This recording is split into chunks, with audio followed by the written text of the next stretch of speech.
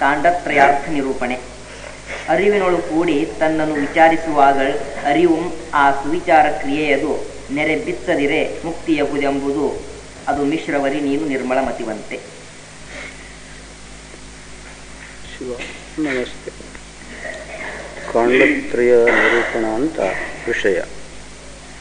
ಕರ್ಮಕಾಂಡ, ಜ್ಞಾನಕರ್ಮ ಸಮುಚ್ಚಯ ಕಾಂಡ ಮತ್ತು ಜ್ಞಾನಕಾಂಡ ಅಂತ 3 ಭಾಗಗಳು. ಇವುಗಳ ವಿಷಯಕ ಈಗ ವಿಚಾರ. ಕರ್ಮಕಾಂಡದಲ್ಲಿ ಅದೇನು ಕೂಡಿಕೊಂಡಿದೆ ಅಂತಂದರೆ ಶಬ್ದ ಪ್ರಮಾಣ, ಶ್ರವಣ ಕೂಡಿಕೊಂಡು ಇದು ಕರ್ಮಕಾಂಡ. ಮತ್ತು ಅನುಮಾನ ಪ್ರಮಾಣ, ಮನನ, ಜ್ಞಾನಕರ್ಮ ಕೂಡಿಕೊಂಡು ಜ್ಞಾನಕರ್ಮ ಸಮುಚ್ಚಯ ಇದು ಮಿಶ್ರಕಾಂಡ. ಮತ್ತು ಅನುಭವ ಪ್ರಮಾಣ, ನಿಧಿಧ್ಯಾಸ ಮತ್ತು ಕೇವಲ ಜ್ಞಾನ ಇಷ್ಟು ಕೂಡಿಕೊಂಡಿರೋದು ಇದು ಜ್ಞಾನಕಾಂಡ ಅಂತ ಇಷ್ಟು ವಿಷಯ ಇಟ್ಟಾರ. ಅದರೊಳಗೆ ಒಂದು ಭಾಗವು ಅದು ಕೊರತೆಯಾದರೆ ಅದು ಯಾವ ಕಾಂಡವೂ ಅನಿಸಲಾರದು. ಅದಕ್ಕಾಗಿ ಅವರಿಟ್ಟಾರ. ಈಗ ಕರ್ಮಕಾಂಡ ಅಂದರೆ ಯಾವುದು ಅಂದರೆ ಶ್ರವಣವೇ ಕರ್ಮಕಾಂಡ. ಶ್ರವಣ ಅಂದರೆ ಏನು ಅಂತ ಕೇಳಿದರೆ ಆತ್ಮಸ್ವಿಚಾರ ಕ್ರಿಯಾ. ಹೀಗಿರಲಿ ಕರ್ಮಕಾಂಡ ಅಂದರೆ ಇದೆ.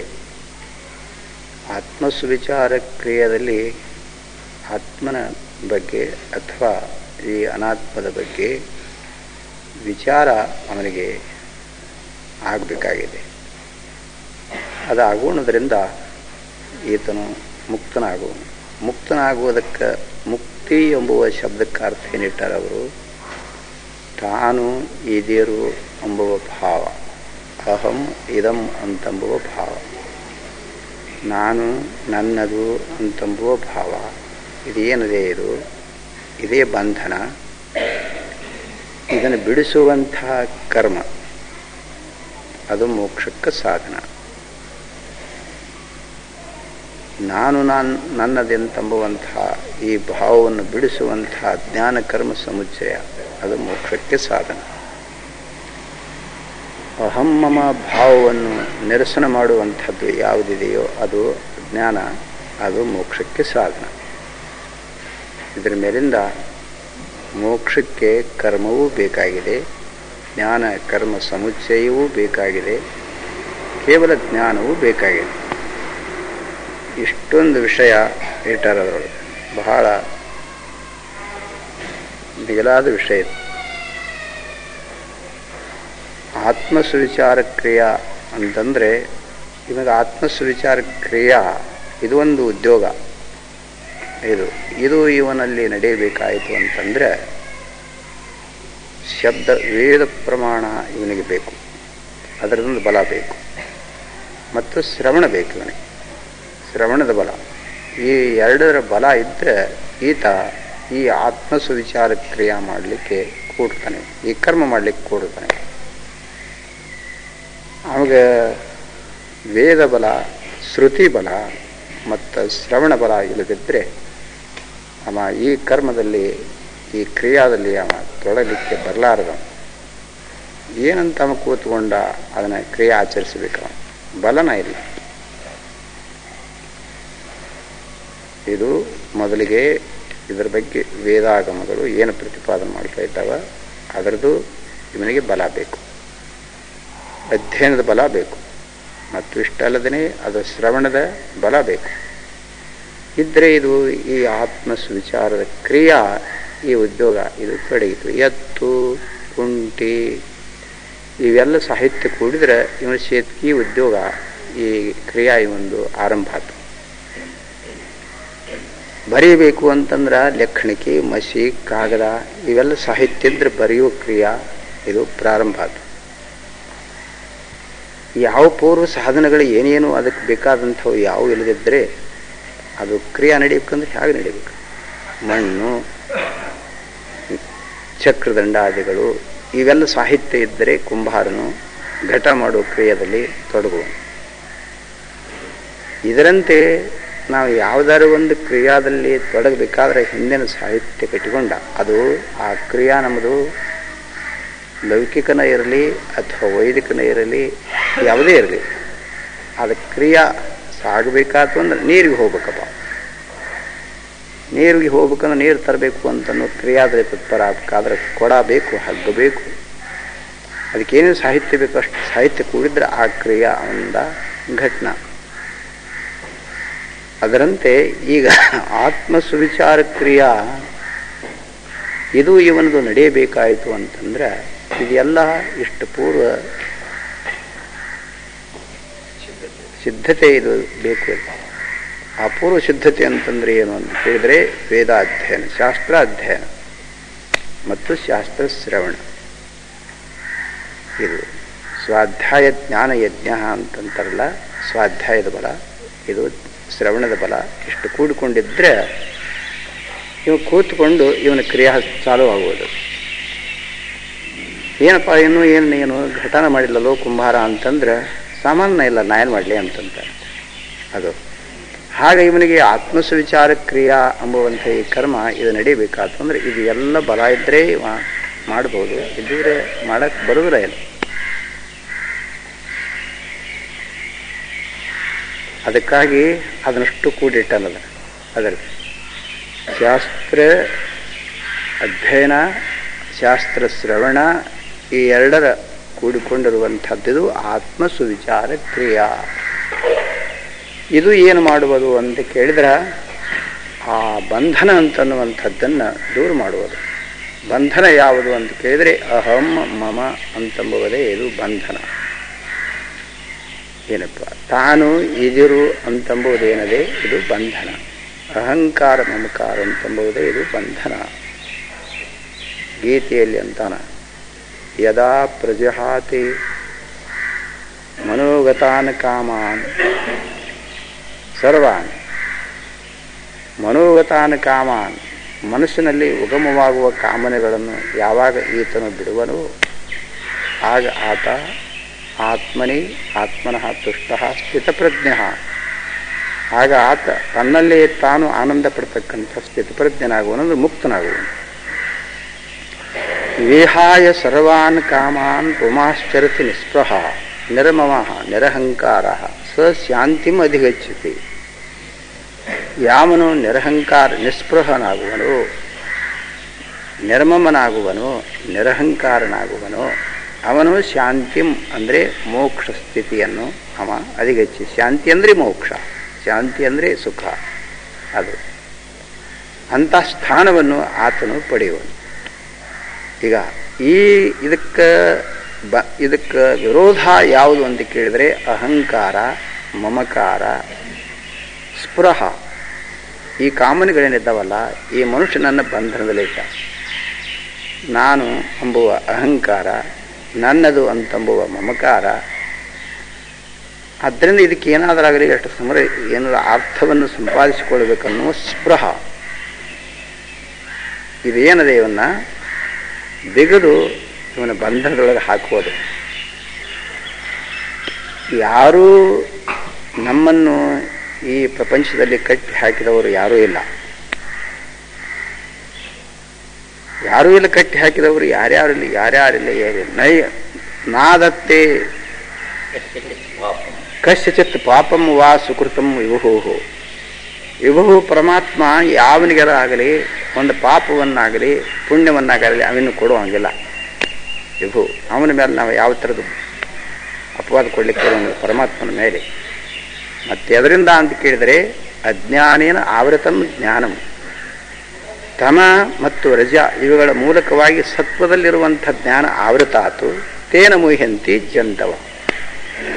ಆದ್ದರಿಂದ ಈ ಪ್ರಾಣಿಗಳೆಲ್ಲರೂ ವಿಷಯಗಳಲ್ಲಿ ಮೋಹಿತರಾಗಿ ಕುಳಿತರು.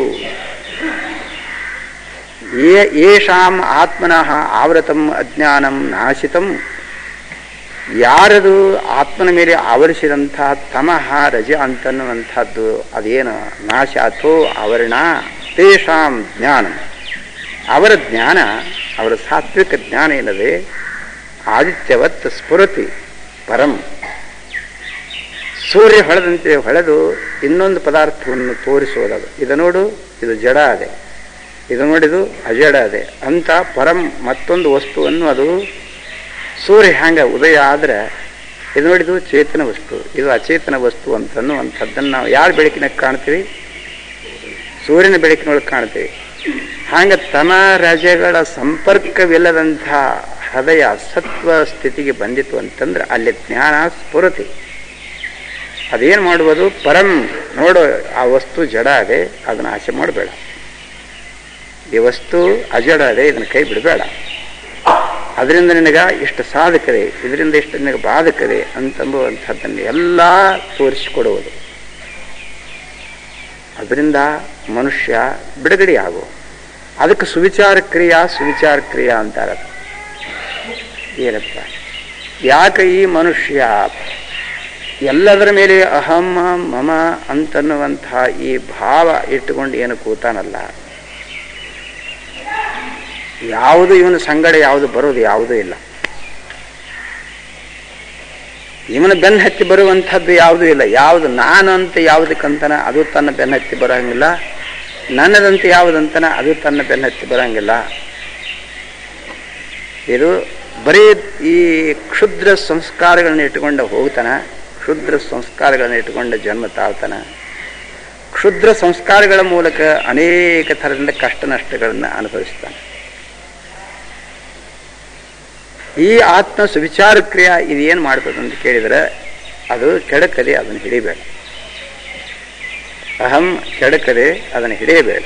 ಮಮ ಇದು ಕೆಡಕದೆ, ಅರಿಷ್ಟದೆ, ಅದನ್ನು ಹಿಡಿಯಬೇಡ. ಸ್ಪೃಹ ಇದು ಅರಿಷ್ಟದೆ, ಇದನ್ನು ಅನಿಷ್ಟದೆ, ಹಿಡಿಯಬೇಡ ಅಂತ ಇವನಿಗೆ ಈ ಸುವಿಚಾರ ಕ್ರಿಯೆ. ಯಾಕಂದ್ರೆ ಹಿಂದಿನ ಬಲ ಆಯ್ತು ನೋಡು, ಶಾಸ್ತ್ರಾಧ್ಯಯನದ ಬಲ, ಶ್ರವಣದ ಬಲ ಆಯ್ತು ನೋಡು. ಅದರಿಂದ ಈ ಕ್ರಿಯಾ ಇದು ನಡೀತದೆ. ಇದು ಅವನಿಗೆ ತಾನೇ ಹುಟ್ಟಿಸ್ತತೆ. ಅವನಿಗೆ ಆ ಹಿಂದಿನ ವೈಭವ ಇತ್ತು ಅಂತಂದ್ರೆ ಅದು ಕಂಡು ಬರ್ತದೆ. ಅದು ಎಲ್ಲ ವಸ್ತುಗಳ ದೇಹದ ಮೇಲಿನ ಮಮತೆ, ಧನದ ಮೇಲಿನ ಲುಬ್ಧಪಣ, ಭೂಮಿಯ ಮೇಲಿನ ಆಸಕ್ತಿ, ಸತಿಸಂತಾನಾದಿಗಳಲ್ಲಿರುವಂಥ ಪ್ರೇಮ, ಇವೆಲ್ಲವುಗಳು ಇವನಿಗೆ ವಿಚಾರಕ್ಕೆ ಬಂದಾಗ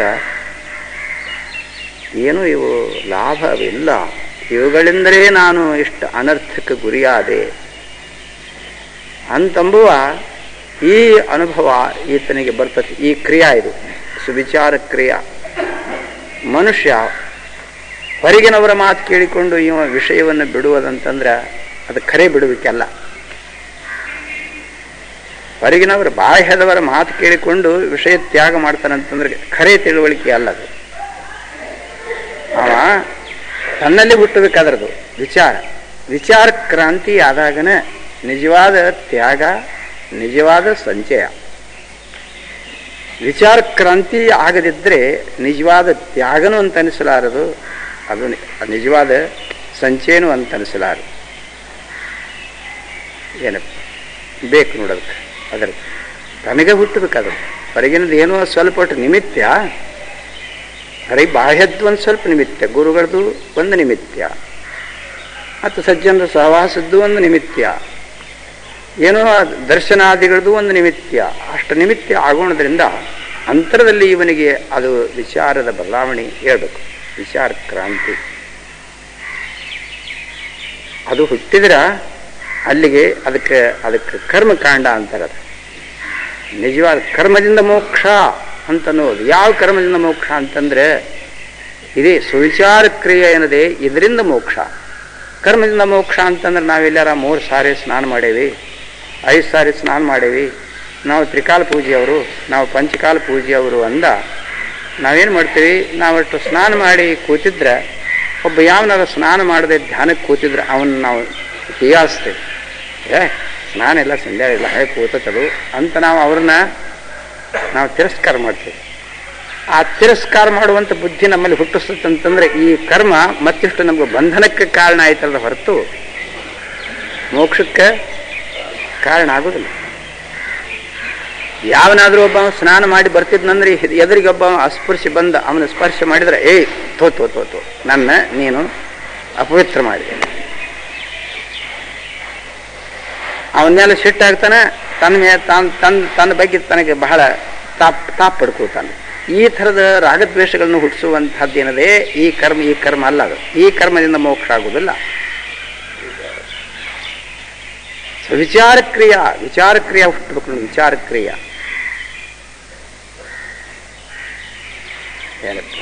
ವಿಚಾರಕ್ರಿಯಾ ಇದು ಉಗಮ ಆಯಿತು ಅಂತಂದ್ರೆ ತನಗೆ ಯಾಕಪ್ಪ ಈ ಧನದ ಮೇಲೆ ನಾವು ಇಷ್ಟು ಯಾಕೆ ಆಸೆ ಮಾಡಬೇಕು, ಯಾಕಪ್ಪ ಈ ಶರೀರದ ಮೇಲೆ ನಾವು ಇಷ್ಟು ಯಾಕೆ ಆಸೆ ಮಾಡಬೇಕು, ಈ ಭೂಮಿ ಮೇಲೆ ಇಷ್ಟು ಯಾಕೆ ಆಸೆ ಮಾಡಬೇಕು, ಈ ಮಡದಿ ಮಕ್ಕಳ ಮೇಲೆ ನಾವು ಇಷ್ಟು ಯಾಕೆ ಆಸೆ ಮಾಡಬೇಕು, ಇದೇನು ನಮಗೇನು ಬರುತ್ತದೆ?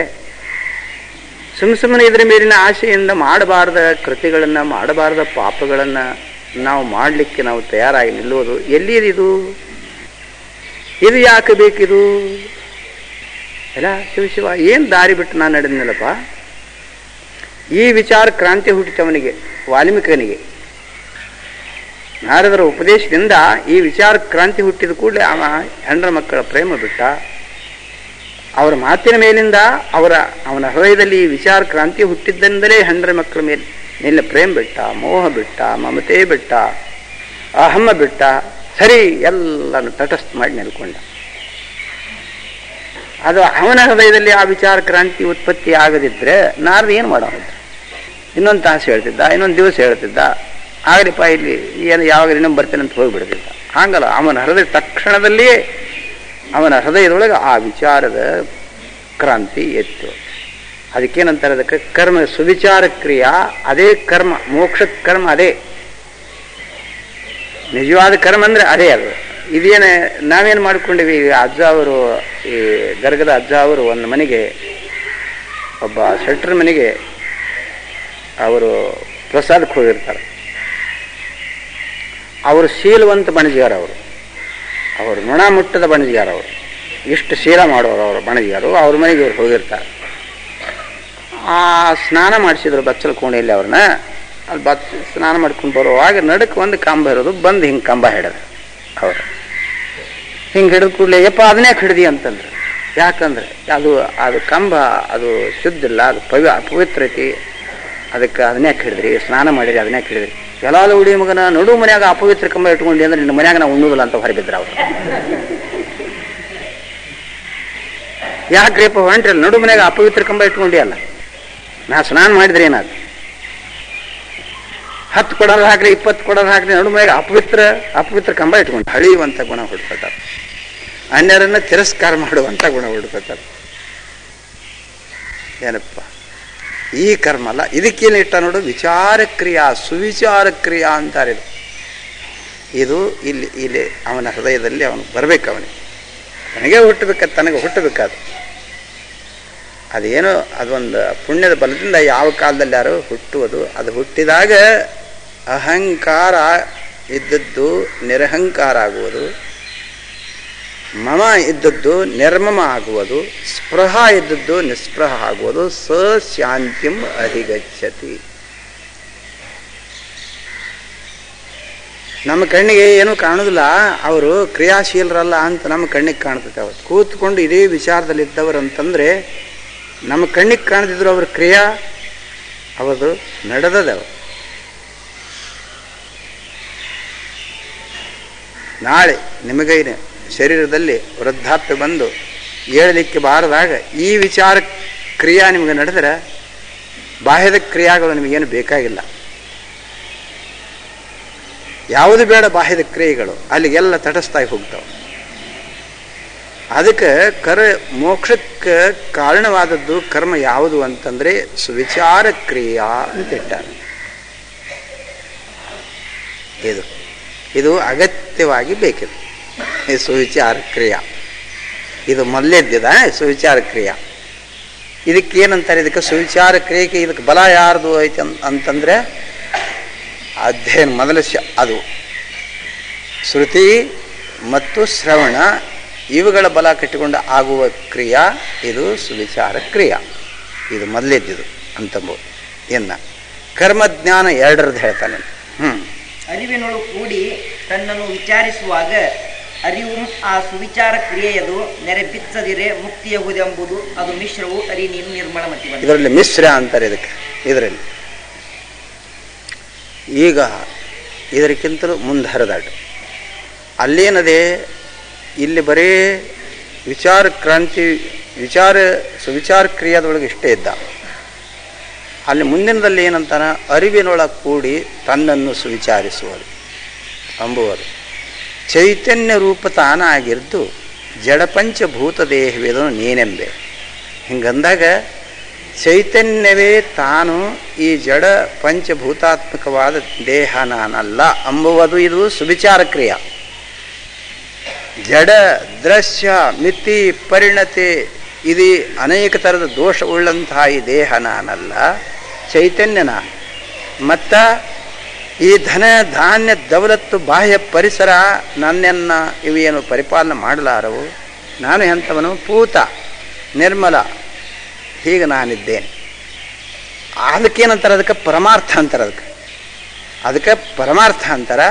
ಅದನ್ನು ಗಟ್ಟಿಗೆ ಹಿಡ್ಕೊಂಡು ಈ ಸುವಿಚಾರ ಕ್ರಿಯೆ ಇಲ್ಲಿ ನಡೆಯುವುದು.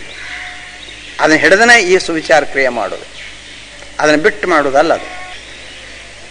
ಅದನ್ನು ಮೊದಲು ಅದು ಇದ್ದಿದ್ದಲ್ಲ. ಸುವಿಚಾರ ಕ್ರಿಯೆ ಇಷ್ಟ ನಡೆದಾಗ ಆದರೂ ಮೂಲ ಏನು ಚೈತನ್ಯ ಅಂಶ ಏನಿತ್ತು ಅದನ್ನು ಗಟ್ಟಿ ಹಿಡಿದಿದ್ದಿಲ್ಲ. ಅದನ್ನು ಈಗ ಅಲ್ಲೇ ವಿಚಾರದಿಂದ ಇವು ಹೇಯ, ಇವೇನು ನನಗೆ ಸಾಧಕ ಆಗಲಾರವು, ಇವು ನನಗೆ ಬಂಧಕ ಅದೇ ಅಂತ ತಿಳಿದುಕೊಂಡು ಅವನ ಕೈ ಬಿಟ್ಟನಲ್ಲ, ಮುಕ್ತ, ಬಂಧನಕಾರಕ ಸಾಮಗ್ರಿಗಳಿಂದ ಮುಕ್ತ. ಈಗ ಅದಕ್ಕಿಂತಲೂ ಮುಂದೆ ಬಂದ ಮುಕ್ತಿಗೆ ಕಾರಣ ಅದು ಆತು. ಈಗ ಸುವಿಚಾರ ಕ್ರಿಯೆ ಹಿಡಿದುಕೊಂಡೇ ಮುಂದದು ಈ ಅರಿವಿನೊಳಗೆ ಕೂಡಿ ತನ್ನನ್ನು ವಿಚಾರಿಸುವಾಗ, ಅರಿವಿನಲ್ಲಿ ಅರಿವಂದ್ರೆ ಆತ್ಮ. ಅದು ಹೆಂಗಿದೆ ಆತ್ಮ ಅಂತ ಕೇಳಿದರೆ ಅದರದು ಚೈತನ್ಯ ರೂಪನು, ಸದ್ರೂಪನು, ಆನಂದಘನನು, ಚಿದ್ರೂಪನು, ನಿತ್ಯನು, ಅಚಲನು. ಈ ರೀತಿಯಾಗಿ ಆತ್ಮ ಸ್ವರೂಪದ ಕಡೆ ಈ ಕಡೆ ಲಕ್ಷ್ಯ ಕೊಟ್ಟು ಅದನ್ನು ಗಟ್ಟಿಗೆ ಹಿಡಿದು ಈ ವಿಚಾರ ಮಾಡೋದು. ಇಲ್ಲಿ ಈ ಸುವಿಚಾರ ಕ್ರಿಯೆ ಇರುವುದೇ ಇದು. ಇದನ್ನು ಕೈ ಬಿಡುವಂಗಿಲ್ಲ. ಇದನ್ನು ಈ ಸುವಿಚಾರ ಕ್ರಿಯೆ ಇದು ನಡೆದ್ರೆ ಈ ಎರಡೂ ಕೂಡಿದ್ರೆ ಏನಂತಾರೆ, ಇದಕ್ಕೆ ಮಿಶ್ರ ಅಂತಾರೆ. ಇದಕ್ಕೆ ಈ ಜ್ಞಾನ ಕರ್ಮ ಸಮುಚ್ಚಯ ಅಂತಾರೆ. ಇದು ಜ್ಞಾನನೂ ಬೇಕು, ಕರ್ಮನೂ ಬೇಕು, ಜ್ಞಾನ ಕರ್ಮ ಸಮುಚ್ಚಯ. ಇದರಿಂದ ಏನಾಗುವುದು ಅಂತ ಕೇಳಿದರೆ ಅಹಂ ಮಮ ಬಂಧನ ಇದು ನಿರಾಸ ಆಗುವುದು. ಇದಕ್ಕೆ ಬಲ ಯಾವುದ್ರದ್ದು ಅಂತ ಕೇಳಿದರೆ ಅನುಮಾನ ಪ್ರಮಾಣ ಮತ್ತು ಮನನ, ಎರಡರ ಬಲ ಇದಕ್ಕೆ ಇರೋಣದ್ರಿಂದ ಇದಕ್ಕೆ ಜ್ಞಾನ ಕರ್ಮ ಸಮುಚ್ಚಯ ಅಂತಾರೆ. ಪರಮಾರ್ಥವನ್ನು ಗಟ್ಟಿ ಹಿಡಿದುಕೊಂಡೇ ಇದು ಮಾಡಿ. ಉದಾಹರಣೆಗೆ ನಿಮಗೆ ತಿಳಿಯುವಂಥದ್ದಂದ್ರೆ, ಜೋಗತಿ ಕೊಡ ಹೊತ್ತು ಕುಣಿತಿರ್ತಾವೆ. ಕೊಡ ಹಿಡಿಯುವುದಿಲ್ಲಕ್ಕೆ. ಕೊಡ ಹೊತ್ತು ಕುಣಿಯುವಾಗ ಹಿಂಗೆ ಮೈ ಮಾಡ್ತಾಳ, ಹೀಗೆ ಮೈ ಮಾಡ್ತಾಳ, ಇತ್ತಾಗ ಕೈ ಬಗ್ಗಿಸ್ತಾಳ, ಇತ್ತಾಗ ಕೈ ಬಗ್ಗಿಸ್ತಾಳ. ಎಷ್ಟೋ ಥರದಿಂದ ಕುಣಿದ್ರೂ ಕೂಡ ಆಕಿ ಲಕ್ಷ್ಯ ಎಲ್ಲಿದೆ ಅಂತ ಕೇಳಿದ್ರೆ ಕೊಡದ ಮೇಲಿದೆ. ಅದು ಕೊಡ ಮಾತ್ರ ತಲೆ ಬಿಟ್ಟು ಕಡೆಕ್ಕಾಗೋದಿಲ್ಲ. ಕೊಡ ಗಟ್ಟಿ ಏನು ಕೈಯಾಗಿ ಹಿಡಿದಿಲ್ಲ, ಪರಂತು ತಲೆಗೆ ಕೊಡಕ್ಕೆ ಸಂಬಂಧ ತಪ್ಪಾರ್ದನ್ನುವಂಗೆ ಮಾತ್ರ ಅದೊಂದು ಗಟ್ಟಿ ಹಿಡ್ದ, ಕೈಲಿಂದ ಹಿಡಿದಿಲ್ಲ. ಅದನ್ನು ಸಂಬಂಧ ತಪ್ಪಬಾರ್ದನ್ನು ಹಂಗೆ ಕೊಡ ಗಟ್ಟಿ ತಲೆ ಹಿಡ್ದಾಳಲ್ಲ. ಮತ್ತೀ ಕಡೆ ಕುಣಿತಾಳೆ, ಸಾಕಷ್ಟು ಕುಣಿತಾಳೆ. ಕುಣಿಯೋರಿಗೆ ಏನು ಕುಂತ ಹೇಳ್ತಾಳ, ಜಿಗಿದು ಹೇಳ್ತಾಳ. ಆದ್ರೆ ಏನಾಯ್ತು, ಇದು ಕುಣಿತನೂ ಆ ಕಡೆ ಲಕ್ಷ್ಯ ಎರಡೂ ಕೂಡಿ ನಡೆದವಲ್ಲ. ಅದರಂತೆ ಪರಮಾರ್ಥವನ್ನು ಗಟ್ಟಿ ಹಿಡಿದು ಪ್ರಪಂಚ ಮಾಡಬೇಕಾಗಿದೆ. ಪರಮಾರ್ಥ ಕೈ ಬಿಟ್ಟು ಪ್ರಪಂಚ ಮಾಡಕ್ಕೆ ಹೋಗಬಾರ್ದು. ಪರಮಾರ್ಥವನ್ನು ಗಟ್ಟಿ ಹಿಡಿದು ಪ್ರಪಂಚ ಮಾಡಕ್ಕೆ ಹೋದಾಗ ಈ ಪ್ರಪಂಚ ಏನಾಕತಿ, ಸುವಿಚಾರ ಕ್ರಿಯೆ ಆಕತಿ, ತಾನೇ ಆಗಿಬಿಡ್ತತಿ. ಇದು ಪರಮಾರ್ಥ ಅದು ಬಿಡ್ತು ಅಂತಂದ್ರೆ ಇದು ಸುವಿಚಾರ ಕ್ರಿಯೆ ಆಗೋದಿಲ್ಲ, ಮತ್ತು ಇದು ಅವಿಚಾರ ಕ್ರಿಯೆ ಆಕತಿ. ಇದು ಯಾಕಪ್ಪ ಮನುಷ್ಯ ಇಷ್ಟು ಮಮಕಾರದಲ್ಲಿ ಬೀಳೋದು, ಯಾಕಪ್ಪ ಇಷ್ಟು ಮನುಷ್ಯ ಅಹಂಕಾರದಲ್ಲಿ ಬೀಳೋದು, ಯಾಕಿಷ್ಟು ಆಸೆ ಉಳ್ಳವನಾಗೋದು ಅಂತ ಕೇಳಿದರೆ ಆ ಪರಮಾರ್ಥ ಅದರದು ಆಧಾರ, ಅದರ ಕಡೆ ಲಕ್ಷ್ಯ ಇಲ್ಲದಕ್ಕಾಗಿಯೇ ಈ ಮನುಷ್ಯನಲ್ಲಿ ಎಷ್ಟು ಕ್ಷುದ್ರ ವೃತ್ತಿಗಳು, ಕ್ಷುದ್ರ ಭಾವಗಳು ಇವು ಹೇಳ್ತಾವೆ. ಶರಣರ ಕಥೆಯೊಳಗೆ ನೀವು ಕೇಳ್ತೀರಿ, ಆ ಮುಳುಗಿ ಮಾರಯ್ಯನ ಮನೆಯೊಳಗೆ ಧನ ತಂದಿಟ್ರ, ಬಸವಣ್ಣಪ್ಪ ಧನ ತಂದಿಟ್ರ, ಅವನಿಗೆ ಧನದ ಮೇಲೆ ಆಸಕ್ತಿ ಯಾಕೆ ಹುಟ್ಟಲಿಲ್ಲಪ್ಪ ಅಂತ ಕೇಳಿದರೆ ಪರಮಾರ್ಥದ ಕಡೆ ಪೂರ್ಣ ಲಕ್ಷ್ಯ ಇರುವುದರಿಂದ ಧನದ ಮೇಲಿನ ಆಸಕ್ತಿ ಅವನಿಗೆ ಹುಟ್ಟಲಿಲ್ಲ. ಧನದ ಮೇಲಿನ ಆಸಕ್ತಿ ಯಾವಾಗ ಹುಟ್ಟುವುದು ಅಂತ ಕೇಳಿದರೆ ಪರಮಾತ್ಮದ ಕಡೆ ಲಕ್ಷ್ಯ ಇಲ್ಲದಂತಹ ಮನುಷ್ಯನಿಗೆ ಏನೇನು ಅದರದ ಸುಳು ಇಲ್ಲದ ಮನುಷ್ಯ ಮಾತ್ರ ಸಾಕಷ್ಟು ಈತ ಈ ಕಡೆ ಲಕ್ಷ್ಯ ಕೊಟ್ಟು ಈ ಕಡೆ ಕ್ಷುದ್ರ ವೃತ್ತಿಯವನಾಗಿ ಏನೇನೋ ಸಂಪಾದನೆ ಮಾಡಿಕೊಳ್ಳಿಕ್ಕೆ ಹೋಗ್ತಾನೆ. ಇದು ಹೀಗಿದೆ ನೋಡ. ಮತ್ತು ಪ್ರಪಂಚದಲ್ಲಿ ಮನುಷ್ಯ ಪರಮಾರ್ಥದಲ್ಲಿ ಸಂಪೂರ್ಣ ಲಕ್ಷ್ಯ ಇಟ್ಟು ಈತ ಇಲ್ಲಿ ಪ್ರಪಂಚದೊಳಗೆ ಅದಾನಪ್ಪ ಅಂತಂದ್ರೆ ಅದು ಪ್ರಪಂಚ ಸುವಿಚಾರ ಕ್ರಿಯಾ. ಸಂತ ತುಕಾರಾಮನ ಕಥೆ ಕೇಳಬೇಕು ಅಂತಂದ್ರೆ ಅದು ಶಿವಾಜಿ ಚಕ್ರವರ್ತಿ ಆನೆ ಮೇಲೆ ಐಶ್ವರ್ಯ ಹಾಕಿಕೊಂಡು ಬಂದು ಇವನಿಗೆ ಕಾಣಿಕ ಕೊಡಬೇಕು ಅಂತ ತಯಾರಾದ. ನಾನು ಬರುವೇನು ಅಂತ ಮೊದಲೊಂದು ಚೀಟಿ ಕೊಟ್ಟ. ನಾಗರಿಕರೆಲ್ಲರೂ ಆನಂದ ಪಟ್ಟವನು ಸ್ವಾಗತ ಮಾಡಬೇಕು ಅಂತಂದರು. ಶಿವಜಿಮ ತುಕಾರಾಮ ಅವನಿಗೊಂದು ಪತ್ರ ಹಾಕಿದ. ನಾವು ಶ್ರೀಮಂತ, ನಾವು ಶ್ರೀಮಂತರಿಗಿಂತಲೂ ಶ್ರೀಮಂತರದೇವೆ, ನಮ್ಮ ಮನೆಗೆ ಬರೋದು ನೀನೇನು ಬೇಕಾಗಿಲ್ಲ ಅಂತ ಇವನ್ ಚೀಟಿ ಕೊಟ್ಟ. ಊರನ್ನವರೆಲ್ಲರೂ ತಳಿರು ತೋರಣ ಅವರು ಕಟ್ಟಿ ನಿಂತಾರ. ಒಳಗಿಂದೊಳಗೆ ಒಂದು ಚೀಟಿ ಕಳಿಸಿದ. ಕಳಿಸ್ಲಿಕ್ಕೆ ಕಾರಣ ಏನು ಅಂತ ಕೇಳಿದ್ರೆ ಹಿಂಗೆ ಅಲ್ಲಿ ಚಿತ್ರ ಪತ್ರ ಬರೀದ ಅವನು ಕಳಿಸ್ಲಿಕ್ಕೆ ಅವನಿಗೆ ಏನು ಬಲ ಅಂತ ಕೇಳಿದರೆ ಪರಮಾರ್ಥದ ಬಲ ಇರುವುದರಿಂದ ಅವ ಆ ಕಡೆ ಲಕ್ಷ್ಯ ಕೊಡಲಿಲ್ಲ. ಮತ್ತು ಏನಾಗಿದ್ದ, ಇದು ಅವನ ಪ್ರಪಂಚ ಆಗಿತ್ತು ಅಂತ ಕೇಳಿದ್ರೆ ಸುವಿಚಾರ ಕ್ರಿಯೆ. ಈಗ ಶಿವಾಜಿ ಸರ್ ಬಂದಂದ್ರೆ ನಮ್ಮ ಮನೆಗೆ ದುಡ್ಡು ಕೊಡಾಕ್ ಬಂದಂದ್ರೆ ನಮಗೆ ಹೆಚ್ಚಿನ ಪೇಚ್ ಬಂದೀತು. ಇದು ಸುವಿಚಾರ ಕ್ರಿಯೆ. ಆ ಹಣ ಹಿಡಿಬಾರದು, ಆದ್ರೆ ಆ ಹಣದ ದಶೆಯಿಂದ ಆ ಭಕ್ತನನ್ನು ನಾನು ಕಾಣಬಾರದು. ಇದು ಸುವಿಚಾರ ಕ್ರಿಯೆ. ಅದು ಪರಮಾರ್ಥ. ಈ ಎರಡೂ ಕೂಡಿಕೊಂಡು ಯಾವ ಇದಕ್ಕೆ ಈ ಧನಕ್ಕಾಗಲಿ ಭೂಮಿಗಾಗಲಿ ಒಂದು ಸ್ತ್ರೀಗಾಗಲಿ ಶರೀರಕ್ಕಾಗಲಿ ಆತ್ಮನನ್ನು ಬಿಟ್ಟು ಅನಾತ್ಮ ವಸ್ತುಗಳಲ್ಲಿ ಪ್ರೇಮದವನಾಗಿ ಕುಳಿತುಕೊಂಡನೋ ಅವನ ಪರಮಾರ್ಥವನ್ನು ಪರಮಾರ್ಥವನ್ನೇ ಕಳ್ಕೊಂಡ. ಏನಪ್ಪ ಅಂಥವನಲ್ಲಿ ಆ ಪ್ರಕೃತಿಯಲ್ಲಿ ಪರಮಾರ್ಥ ಅಂತನ್ನುವುದು ಸ್ಥಿರವಾಗಿ ನಿಲ್ಲಾರದು. ಅದು ಏನೋ ಭಾಸ ಹಾಕಿದ್ರು ಸುದ್ದ ಅದು ಮರೆಯಾಗಿ ಹೋಗ್ಬಿಡ್ತದೆ, ಉಳಿಯಲಾರದದು. ನಮಗೆ ಬೇಕಾದದ್ದು ಯಾವುದು? ಪರಮಾರ್ಥ. ಕೇವಲ ಶುಷ್ಕ ಈ ಪ್ರಪಂಚ ಅಲ್ಲ.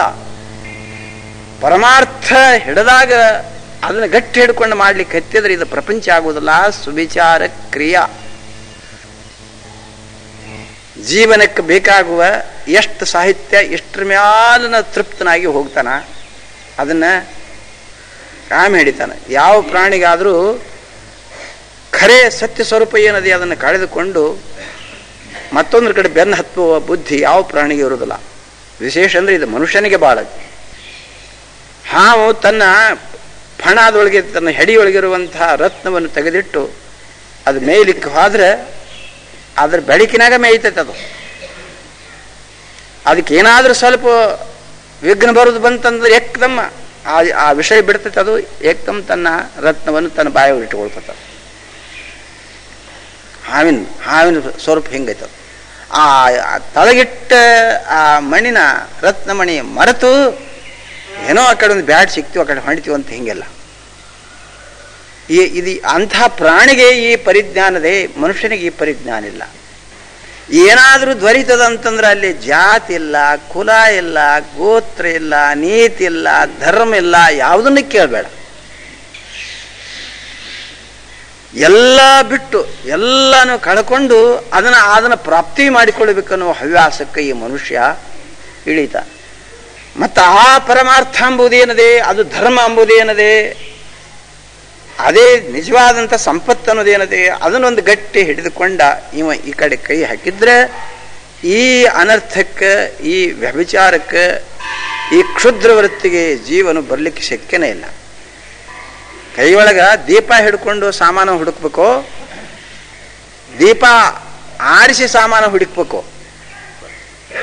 ಕತ್ತಲೊಳಗ ದೀಪ ತೆಗೆದು ಸಾಮಾನು ಹುಡುಕಿದ್ರೆ ಸಾಮಾನು ಸಿಕ್ಕಿತೇನು? ದೀಪ ಕೈಯೊಳಗೆ ಹಿಡ್ಕೊಳ್ಳೋದು, ಒಂದು ಕೈಯಿಂದ ಸಾಮಾನ ಹಿಡಿಯೋದು. ಅದರಂತೆ ದೀಪದಂತೆ ಪರಮಾರ್ಥ ಅಂತನ್ನುವುದೇ. ಅದನ್ನ ಬರೋಬ್ಬರಿ ಗಟ್ಟಿಯಾಗಿ ಹಿಡಿದುಕೊಂಡ ಈ ಕಡೆ ಈ ವಿಷಯವನ್ನು. ಅದಕ್ಕಂತಾನ ಅರಿವಿನೊಳ ಕೂಡಿ ತನ್ನನ್ನು ವಿಚಾರಿಸುವಾಗ ಅರಿವು ಆ ಸುವಿಚಾರ ಕ್ರಿಯೆಯು ಎರಡೂ ಬಿಚ್ಚದಿರೆ ಅವು ಅಗಲಬಾರದು. ಇನ್ನೂ ಒಂದು ಉದಾಹರಣೆ ನಿಮ್ಗೆ ಹೇಳ್ಬೋದು. ಗಾನ ಮಾಡೋವ ಒಂದು ವಾದಿ ಸೂರ್ ಮೊದಲು ಒಂದು ಹಿಡಿತಾನೆ, ಅತ್ತಿಂದ ಹಾಡ್ಲಿಕ್ಕೆ ಹತ್ತಾನೆ, ಸಾಕಷ್ಟು ಗಾನ ಮಾಡ್ತಾನೆ, ಸಾಕಷ್ಟು ನಾನಾ ಥರದ ರಾಗಗಳನ್ನು ಒಂದು ಪದ್ಯ ಹಾಡೋದ್ರೊಳಗನ ಅದರೊಳಗೆ 18 ರಾಗಗಳನ್ನು ಪೂರ್ಣಿಸ್ತಾನೆ. ಪರಂತು ಮೂಲ ಸೂರ್ ಏನದೆ ಅದನ್ನ ಆತ ಗಟ್ಟಿ ಹಿಡಿದಿರ್ತಾನೆ. ಆ ಸೂರ್ ಬಿಟ್ಟರೆ ಇದೇನಾಗೋದು? ಬೇಸೂರ ಆಗೋದು. ಬಿಡ ಬೇಸೂರ ಆತ್, ಬಿಡ ಸುಮ್ಮನೆ ಕೊಡ್ರ, ಬೇಸೂರ ಆತ್ ಸುಮ್ಮನೆ ಕೊಡ್ರ ಅಂತಂತಾರೆ. ಬಿಡ ಹಾಡ್ಬೇಡ, ಸುಮ್ಮನೆ ಕೊಡ್ರು ಬೇಸೂರ ಸೂರ್ ಸುಮ್ಮನೆ ಕೊಡ್ರು ಅಂತಾರೆ. ಹಾಡಿಸಿ ಕೊಡೋದಿಲ್ಲ ಅಲ್ಲಿ ಅದರದ್ದು. ಹಾಗನ ಈ ಪ್ರಪಂಚ ಇದು ಬೇಸೂರ ಆಗಬಾರ್ದು. ಇದು ಯಾವಾಗ ಇದು ಬೇಸೂರ ಆಗ್ತದೆ ಅಂತಂದು ಕೇಳಿದರೆ ಪರಮಾರ್ಥ ಅನ್ನುವಂಥದ್ದನ್ನು ಕೈ ಬಿಟ್ಟನಂತಂದ್ರ ಪಕ್ಕಾ ಬೇಸೂರಿದು. ಹಾಡ ಹೆಂಗೆ ಬರ್ತಾವ ನೋಡ, ತನ್ನದಲ್ಲದಂಥದ್ದನ್ನು ತನ್ನದಂತಾನ. ಯಾವುದಕ್ಕೆ ಆಸೆ ಮಾಡಬಾರ್ದು ಅದಕ್ಕೆ ಆಸೆ ಮಾಡಕತ್ಯಾನ, ಯಾವುದಕ್ಕೆ ಅಹಂಕಾರ ಅಭಿಮಾನಿಸಬಾರ್ದು ಅದಕ್ಕೆ ಅಭಿಮಾನಿಸಕತ್ಯಾನ. ಇದು ಬೇಸೂರ ಆಗಲಿಲ್ಲ ಏನಪ್ಪ? ಯಾವುದು ತಾನು ತನ್ನದೇ ಇರ್ಬೇಕಂದ್ರೊಳಗೆ ತಚ್ಚಿಂತನಂ ತಧ್ಯಾನಂ ತನ್ಯೋನ್ಯ ಪ್ರಬೋಧನಂ ಅಂತ ಅನ್ನುವಂಥದ್ದು ಬರೇ ಅದರೊಳಗನ ತಾನು ಅದ್ರದ್ದು ಅಲ್ಲೇ ಲಕ್ಷ್ಯ ಈ ಕಡಿದು ಇದು ಕ್ರಿಯಾ ನಡೆದಿತ್ತು ಅಂದ್ರೆ ಇದು ಬೇಸೂರ ಆಗೋದಿಲ್ಲ. ಭಾಳ ಚಂದ ಹಾಡಿ ಏನಪ್ಪ. ಮತ್ತೆ ನಿನಗೆ ಅದು ಜಡ ಆಗಿದ್ರೆ, ಭಾಳ ಬೇಸರ ಆಗಿದ್ರೆ ಒಂದು 5 ಮಿನಿಟ್ ತಡಿ, 5 ಮಿನಿಟ್ ತಡೆದು ಹಾಡು. ಆ ಸೂರು ಮಾತ್ರ ಬಿಡಬೇಡ. ವಾದಿ ಸೂರ್ ಏನಿದೆ ಅದನ್ನು ಮಾತ್ರ ಕಳ್ಕೋಬೇಡ. ವಾದಿ ಸೂರ್ ಹಿಡ್ದ ಜರ್ ನಡೀತಿ ಅಂತಂದ್ರೆ ಭಾಳ ಚಂದದ, ಭಾಳ ಚಂದದ. ಹಾಡೋ ಅವನ ಪರೀಕ್ಷೆ ಮಾಡೋದಂದ್ರೆ ವಾದಿ ಸೂರನ. ಮುಂದೆ ಏನಾದ್ರು ಒಂದು ತಾನ ಹಾಕ್ಲಿ, ಏನಾರ ಒಂದು ಪಲ್ವಿ ಹಾಡ್ಲಿ, ಏನಾದರೂ ಒಂದವ ಮತ್ತೇನಾರು ಮಾಡಲಿ, ಏನಾರ ಹಾಡ್ಕೊತ ಹೋದ್ರೂ ಅದು ನೋಡ್ತಾರಲ್ಲಿ ವಾದಿ ಸೂರ್ಯ ಹಂಗದೆ. ಈಗ ಪದ್ಧತಿ ಐತದ. ಅದಕ್ಕೆ ಅರಿವಿನೊಳ ಕೂಡಿ ತನ್ನನ್ನು ವಿಚಾರಿಸುವಾಗ ಅರಿವು ಆ ಸುವಿಚಾರ ಕ್ರಿಯಾ ಎರಡೂ ಬಿಚ್ಚದಂತೆ ಎರಡೂ ಇದ್ದದ್ದಾದ್ರೆ ಇದಕ್ಕೆ ಮುಕ್ತಿ. ಮುಕ್ತಿ ಇಲ್ಲಿ ಐತಿ ನೋಡಿದ್ರದು. ಮುಕ್ತಿ ಅನ್ನೋದು ಏನಂತ ಕೇಳಿದ್ರೆ ಇದರ ಬಿಡುಗಡೆ. ಯಾವ್ದ್ರದ್ದು ಮುಕ್ತಿ ಅಂದ್ರೆ ಯಾವ್ದು ಏನನ್ಬೇಕು ಅದಕ್ಕೆ? ಹಮ್ಮ ಮಮ ಸ್ಪೃಹ ಅಂತಂಬುದು ಏನದೆ ಇದರ ಬಿಡುಗಡೆಯೇ ಮುಕ್ತಿ. ಇದರದ್ದು ಬಿಡುಗಡೆಯೇ ಮುಕ್ತಿ. ಬಿಟ್ಕೊಂತ ಹೋಗ್ತಾನವ. ಮೊದಲ ದೇಹ ತಾನಂದ, ತಿಳುವಳಿಕೆ ಬಂತು. ಅಲ್ಲಿಂದ ಇಂದ್ರಿಯಗಳು ತಾನಂದ, ಮತ್ತೆ ತಿಳುವಳಿಕೆ ಬಂತು. ಪ್ರಾಣ ತಾನಂದ, ಮತ್ತೆ ತಿಳುವಳಿಕೆ ಬಂತು. ಮನಸ್ತಾನಂದ, ಮತ್ತೆ ತಿಳುವಳಿಕೆ ಬಂತು. ಬುದ್ಧಿ ತಾನಂದ, ಮತ್ತೆ ತಿಳುವಳಿಕೆ ಬಂತು. ವಿಜ್ಞಾನ ತಾನಂದ, ಮತ್ತೆ ತಿಳುವಳಿಕೆ ಬಂತು. ಅದಕ್ಕೆ ಜೀವತಾನಂದ, ಮತ್ತೆ ತಿಳುವಳಿಕೆ ಬಂತು. ಅಲ್ಲಿಂದ ಶಿವೋಹಮ್ಮಂದ, ಮತ್ತೆ ತಿಳುವಳಿಕೆ ಬಂತು. ಕೇವಲ ಬ್ರಹ್ಮರೂಪನಾನಂದ. ಇದೇನಿದು ಸುವಿಚಾರ ಕ್ರಿಯಾ. ಸುವಿಚಾರ ಕ್ರಿಯಾದೊಳಗೆ ಈ ರೀತಿ ಅದು ಯಾವುದು ಆತ್ಮ ಅಲ್ಲವೋ ಅದನ್ನ ನೇತಿಗಳಿವೆ. ಯಾಕೆ ಕಡಿಕಂತೀರಪ್ಪ? ಚಿದಾನಂದ ರೂಪ ಶಿವೋಹಂ ಮನೋಬುದ್ಧಿ ಅಹಂಕಾರ ನಾಹಂ ನ ಭೂಮಿರ್ನ ತೇಜೋ ನ ವಾಯುಶ್ಚಿದಾನಂದ ರೂಪ ಶಿವೋಹಂ. ಕಡಿಕ ಚಿದಾನಂದ ರೂಪ ಶಿವೋಹಂ ಅಂತ ಇಷ್ಟೆಲ್ಲ ಅಂದಂದು ಇವು ನಾನಲ್ಲ ಚಿದಾನಂದ ರೂಪ ಶಿವೋಹಂ ದಾಡಿ ಹಿಂಗೆ ಹಿಡ್ದಿಂಗೆ ಚಿದಾನಂದ ರೂಪ ಶಿವೋಹಂ ಅನ್ನೋದು ಗಟ್ಟಿ ಹಿಡ್ದ. ಇವು ಏನು ಬಂದರೂ ಕೂಡ ಇವು ನಾನಲ್ಲ, ಏನು ಬಂದರೂ ಕೂಡ ನಾನಲ್ಲ. ಸಾಧಕ ಇದ್ದದ್ದನ್ನಷ್ಟು ಗ್ರಹಣ ಮಾಡಿದ, ಬಾಧಕ ಇದ್ದದ್ದನ್ನ ತೆಗೆದು ಹಾಕಿದ. ಹಿಂಗ ಸಾಧಕ ಇದ್ದದ್ದನ್ನ ಗ್ರಹಣ ಮಾಡಿದ, ಬಾಧಕ ಇದ್ದದ್ದನ್ನ ತೆಗೆದು ಹಾಕಿದ. ಹಿಂಗ ತೆಗೆದುಹಾಕೋ ಈ ಕ್ರಿಯಾ ಆ ಅರಿವು ಎರಡೂ ಕೂಡಿಕೊಂಡು ನಡೆದದ್ದೇ ಇದಕ್ಕೇನಂತಾರೆ? ಇದಕ್ಕೆ ಜ್ಞಾನ ಕರ್ಮ ಸಮುಚ್ಚಯವಾದ ಅಂತಾರೆ. ಇದು ಮಿಶ್ರ ಅಂತ ಜ್ಞಾನ ಕರ್ಮ ಸಮುಚ್ಚಯ ಅಂತಾರೆ. ಇದಕ್ಕೆ ಒಂದು ಪಕ್ಷಿಯು ಹಾರಬೇಕಾದ್ರೆ ಎರಡೂ ಪಕ್ಕಗಳಿಂದ ಹೆಂಗೆ ಹಾರುವುದೋ ಹಾಗೆ ಜ್ಞಾನ ಮತ್ತು ಕರ್ಮ ಎರಡೂ ಬೇಕು. ಆ ಕಡೆ ಆ ಆತ್ಮದ ತಿಳುವಳಿಕೆ, ಇವು ನಾನಲ್ಲ, ಇವು ನನ್ನವ ಅಲ್ಲ ಅಂಬುವ ಈ ತಿಳುವಳಿಕೆ.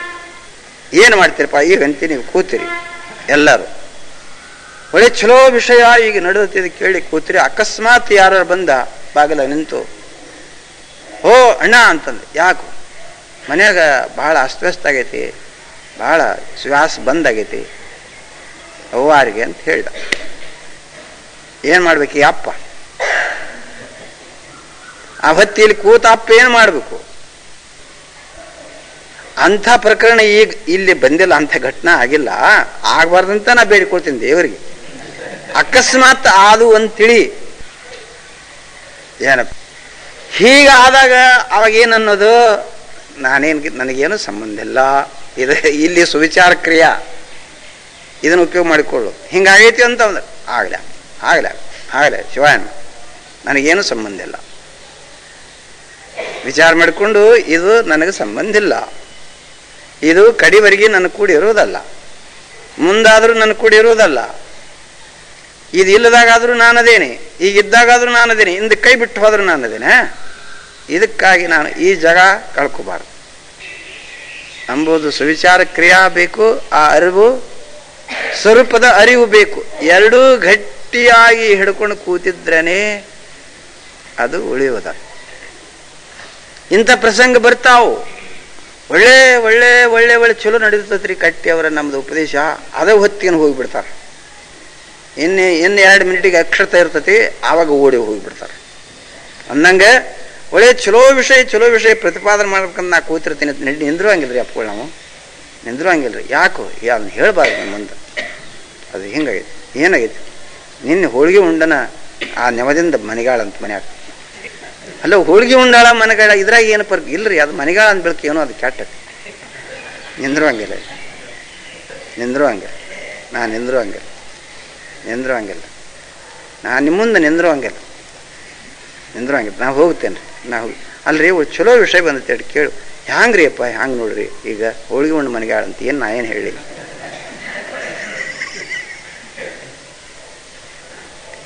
ಆಕೆ ಓಡುವಾದ ಜನ ಅನ್ಕೊಂಡಿದ್ದು, ಯಾಕ್ರಿ ಹಿಂಗ್ಯಾಕೆ ಬಂದ್ರಿ ಅಂದ್ರೆ, ಹೋಳಿಗೆ ಉಂಡು ಮನೆಗಾಳ ಅಂತಂದ್ರಪ್ಪ, ಅದಕ್ಕೆ ನಂಗೆ ನಾವು ಓಡಿ ಬನ್ನಿ ಅಂತ ಹೇಳ್ತಾರೆ. ಅದು ಉಂಡು ಬೆಳಕು ನಿಂತು ಬರೋದ್ರಿ ಮನ್ಕೊಂಡೇನೆ ಅಂತ ಆಕೆ ಹೇಳಿಲ್ಲ.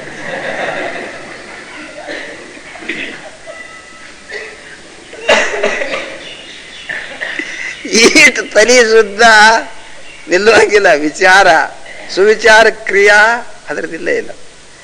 ಅಂಥದ್ರೊಳಗೆ ಇದು ಯಾವುದೂ ಸಂಬಂಧ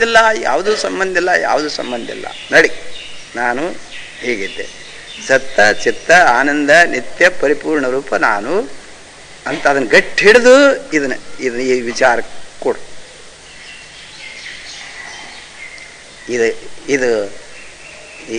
ಇದನ್ನು ಗಟ್ಟಿ ಹಿಡಿದನ ಇದನ್ನು ನೋಡೋಣ. ನಾವೇನು ನಿಮಗೇನು ಪ್ರಪಂಚ ಮಾಡೋದಕ್ಕೇನು ಬೇಡ ಅನ್ನೋದೆಲ್ಲ ಮಾಡ್ರಿ.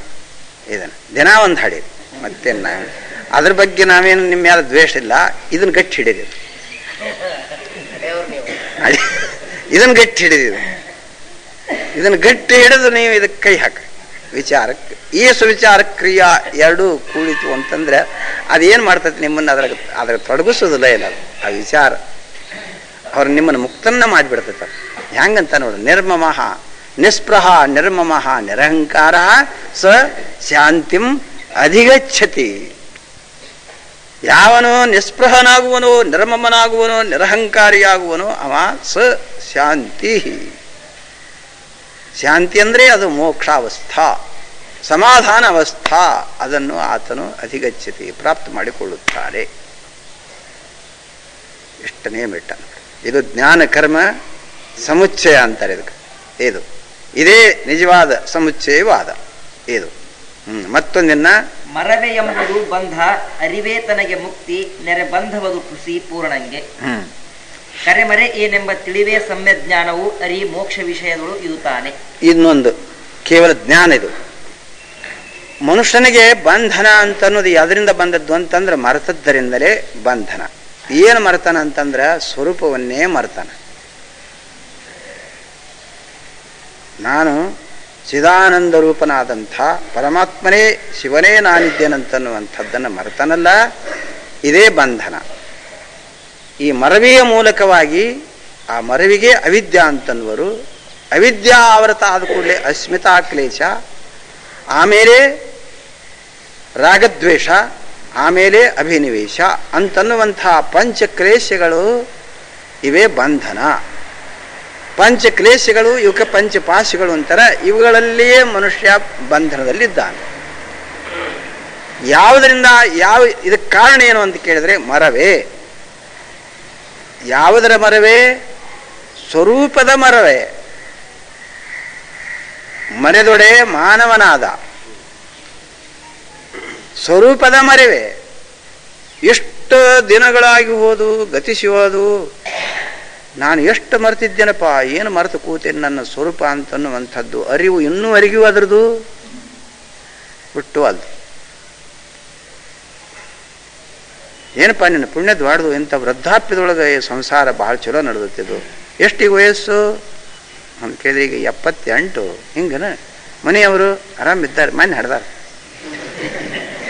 ಹಿಂಗನ 78 ವರ್ಷಕ್ಕೆ ಮತ್ತೆ ಗಂಡು ಮಗೇನು, ಓ ದೊಡ್ಡ ಪುಣ್ಯನಪ್ಪ ನಿಮ್ಮದು, ದೊಡ್ಡ ಪುಣ್ಯ ದೊಡ್ಡ ಪುಣ್ಯ ದೊಡ್ಡ ಪುಣ್ಯ. ನಾವೇನು ಪಾಪ ಮಾಡೇವು ಏನೋ ನಮಗೆ ಆಗಲಿಲ್ಲ, ನಿನ್ನ ದೊಡ್ಡ ಪುಣ್ಯನಪ್ಪ ದೊಡ್ಡ ಪುಣ್ಯ. ಮತ್ತು ಊಟ ಉಪಚಾರ ಎಲ್ಲ 3 ಹೊತ್ತು ಊಟ ಮಾಡು, ಇನ್ನೂ 2 ಹೊತ್ತು ಬೇಡ್ತದೆ. ಎಲ್ಲ ಊಟ ಉಪಚಾರಿ ಪಾಯ್ಖಾನಿ ಎಲ್ಲ ಬರೋಬರಿ. ಹಲ್ಲು ನೋಡ್ಗ ಹೆಂಗದ, ಎಲ್ಲ ಗಟ್ಟಿ ಅದ. ತಲೆ ನೋಡಿಲ್ಲ ಒಂದಾರ ಬೆಳಗೈತೇನ.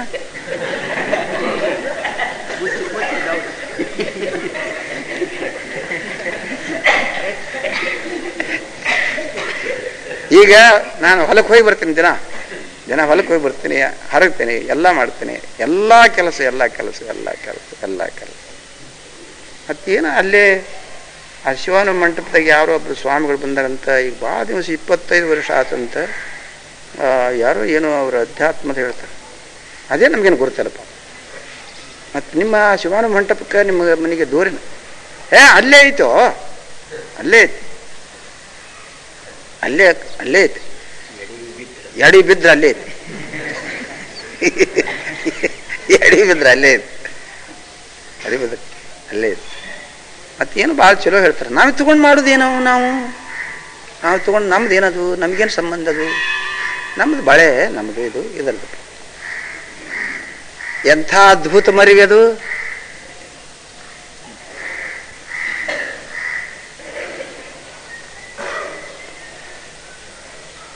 ಏನಪ್ಪ 16,000 ಹೆಂಡ್ರಿದ್ರು ಕೃಷ್ಣಗ. ಏನು ಅಲ್ಲಿ ನೀವು ಏನೋ ಅಲ್ಲಿ ಅರ್ಜುನನ ಮುಂದೆ ಭಗವದ್ಗೀತಾ ಅಂತ ಹೇಳಿದ್ರಂತ, ಭಾಳ ಚಲೋ ಹೇಳಿದ್ರಂತ. 1-6 ದಿವಸ ಹೇಳ್ರಿ, ನಾವು ಅಲ್ಲಿ ಕೇಳ್ತೀವಂತ. ಒಬ್ಬರಾರು 16,000 ಹೆಂಡ್ರ ಪೈಕಿ ಒಬ್ಬರಾರ ಕೇಳ್ಯಾರೇನು ನನ್ನ ಮನೆಗೆ ಯಾಕೆ ಬರಲಿಲ್ಲ? ಆ ಕಡೆ ನೋಡ್ಯಾನ, ಸಣ್ಣಾಕಿ ಮನೆ ಆ ಕಡೆಗೆ ಹೋಗ್ಕಾನ, ನನ್ನ ಮನೆಗೆ ಬಂದಿಲ್ಲ. ನನ್ನ ಮನೆಗೆ ಬರುವಂಗೆ ಏನಾರ ಮಣಿಮಂತ್ರಗಳನ್ನು ಮಾಡ್ಬೇಕಂತೇಳಿ ಎಷ್ಟೋ ಮಂದಿ ಅದ್ರ ಪಾಯ್ತ ಕಟ್ಕೊಂಡಿದ್ರು ಕೊಳ್ಳಾಗ. 60,000 ಮಕ್ಕಳು ಹಡ್ದ, ಒಂದರ ಮಗ ಏನಾರಾಗ್ರಿ ಹೇಳಿ ಭಗವದ್ಗೀತಾ ಹೇಳ್ತು ಭಾಳ ಚಲೋ ಹೇಳಿದಂತ ನಮ್ಮಪ್ಪ ಅವನ ಬಾಯಲಿಂದ ಕೇಳ್ಬೇಕಂತ.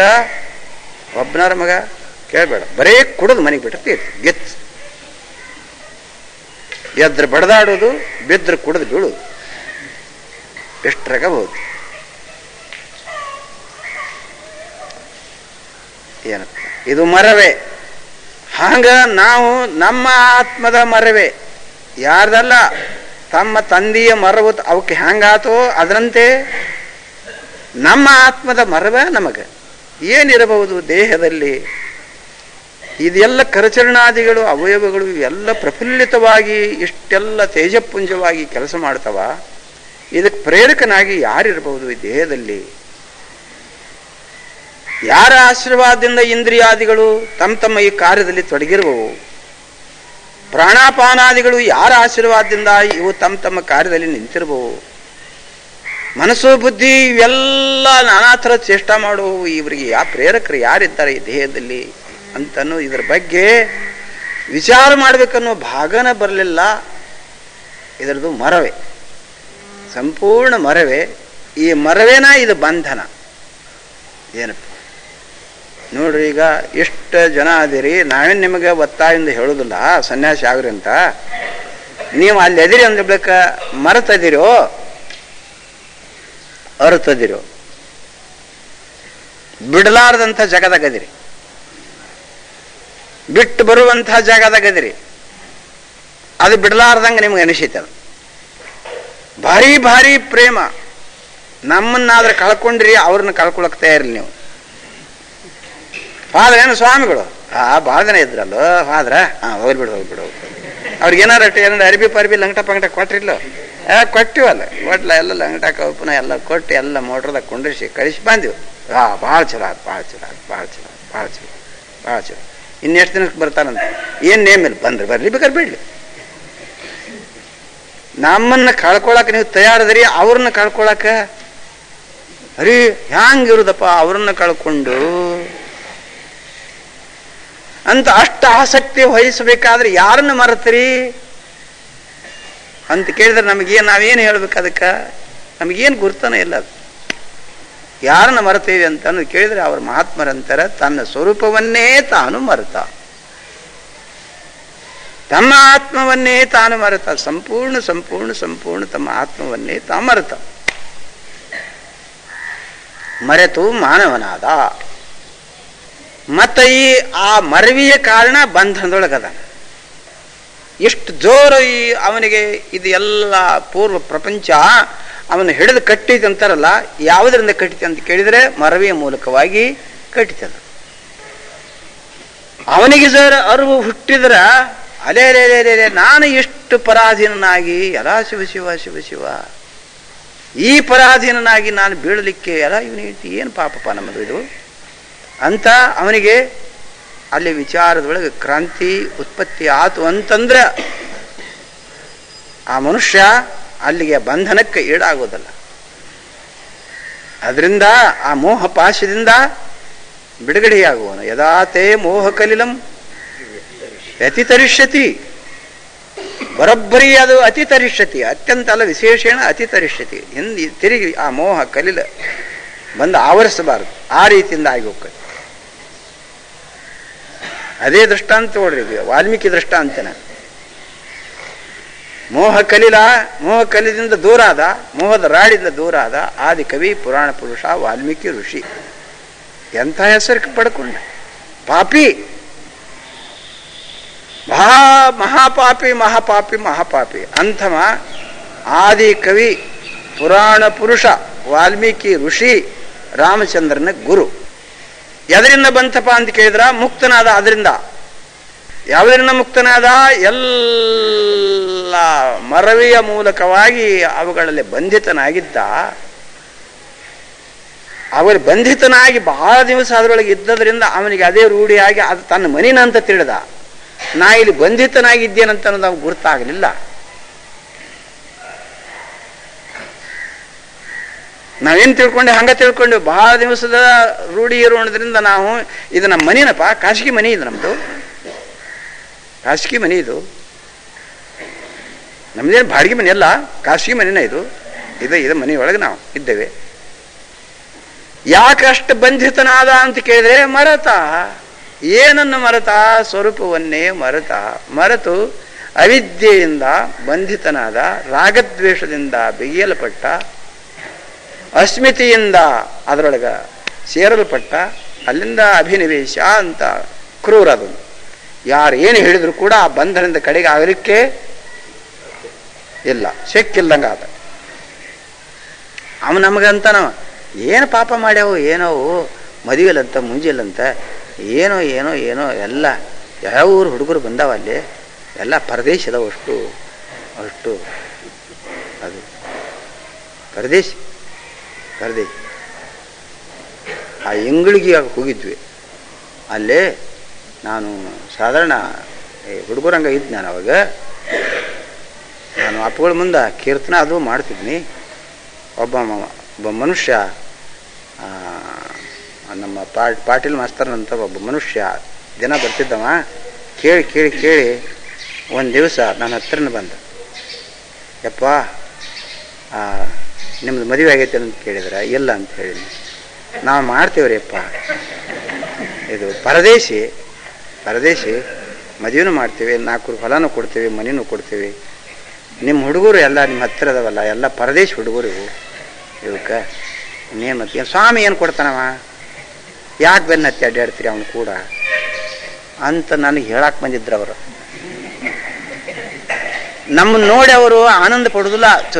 ಪರದೇಶಿ ಅವ್ರಿಗೆ ತಳಬಳಾಕತ್ತೆ. ಅವ್ರಿಗೆ ಪರದೇಶಿ ನಾವು ಉಣಿಸ್ತಿದ್ರೆ ಮತ್ತೆ ಯಾರು ಉಣಿಸ್ಬೇಕು, ನಾವು ಅರಿವಿ ಕೊಡಿದ್ರೆ ಮತ್ತೆ ಯಾರು ಕೊಡಬೇಕು, ನಾವು ಅವ್ರನ್ನ ಕರೀತಿದ್ರೆ ಮತ್ತೆ ಯಾರು ಕರಿಬೇಕು. ಪರದೇಶಿ ಇವರು ಸ್ವದೇಶಿ.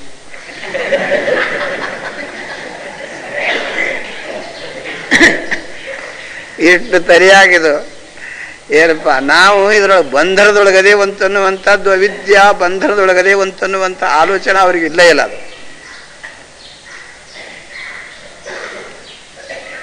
ಬಹಳ ದಿವಸದ ಇದು ಜೈಲಿನೊಳಗಿದ್ದೇವೆ ಅಂತನೂ ಆಲೋಚನೆ ಇಲ್ಲ. ಯಾಕಪ್ಪ ಅಂತ ಕೇಳಿದ್ರೆ ಮರವೇ ಎಂಬುವುದು ಇದೇನು ಬಂಧನ. ಇದನ್ನು ಬಿಡುಗಡೆ ಮಾಡುವಂಥದ್ದು ಯಾವುದು? ಅರಿವು, ಸ್ವರೂಪದ ಅರಿವು,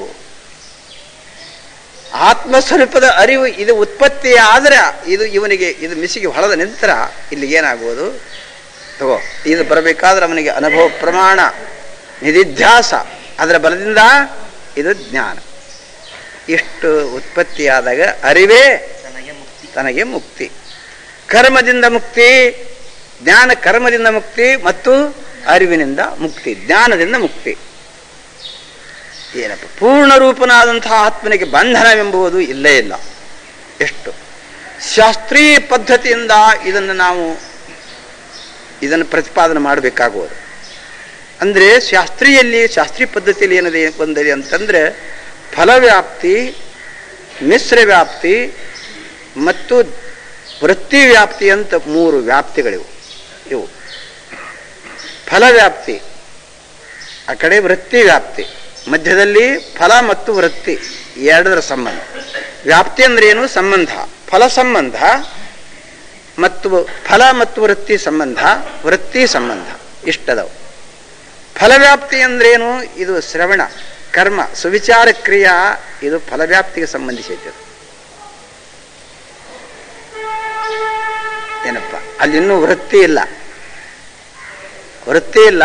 ಫಲವ್ಯಾಪ್ತಿ ಅಂತಂದ್ರೆ ಜೀವನು ಶ್ರದ್ಧೆ ಉಳ್ಳವನಾಗಿ ಅಲ್ಲೇ ವಿಚಾರ ಮಾಡಿ ಕೂಡುತ್ತಾನ. ಇದಕ್ಕೆ ಫಲವ್ಯಾಪ್ತಿ ಅಂತಾರೆ. ಇದಕ್ಕೆ ಫಲ ಸಂಬಂಧ. ಫಲ ಅಂದ್ರೆ ಏನು? ಜೀವ. ಫಲ ಅನ್ನೋ ಶಬ್ದಕ್ಕೆ ಅರ್ಥ ಏನು ಅಂತ ಕೇಳಿದ್ರೆ ಅದಕ್ಕೆ ಜೀವಾತ್ಮ ಅಂತಾರೆ. ಈ ಜೀವಾತ್ಮನ ತನ್ನಲ್ಲಿ ತಾನೇ ವಿಚಾರ ಮಾಡ್ಕೊಂಡು ಕೂಡುತ್ತಾನೆ. ಇವೆಲ್ಲವೂ ನನಗೇನು ಸುಖಕಾರಕಲ್ಲ, ಇವೇನು ನನಗೆ ಆಗಿ ಬರೋಂಗಿಲ್ಲ ಅಂತ ಈ ರೀತಿಯಿಂದ ಅಲ್ಲಿ ವಿಚಾರ ಏನು ಹುಟ್ಟುತ್ತಲ್ಲ, ಇದಕ್ಕೆ ಫಲವ್ಯಾಪ್ತಿ ಅಂತಾರೆ.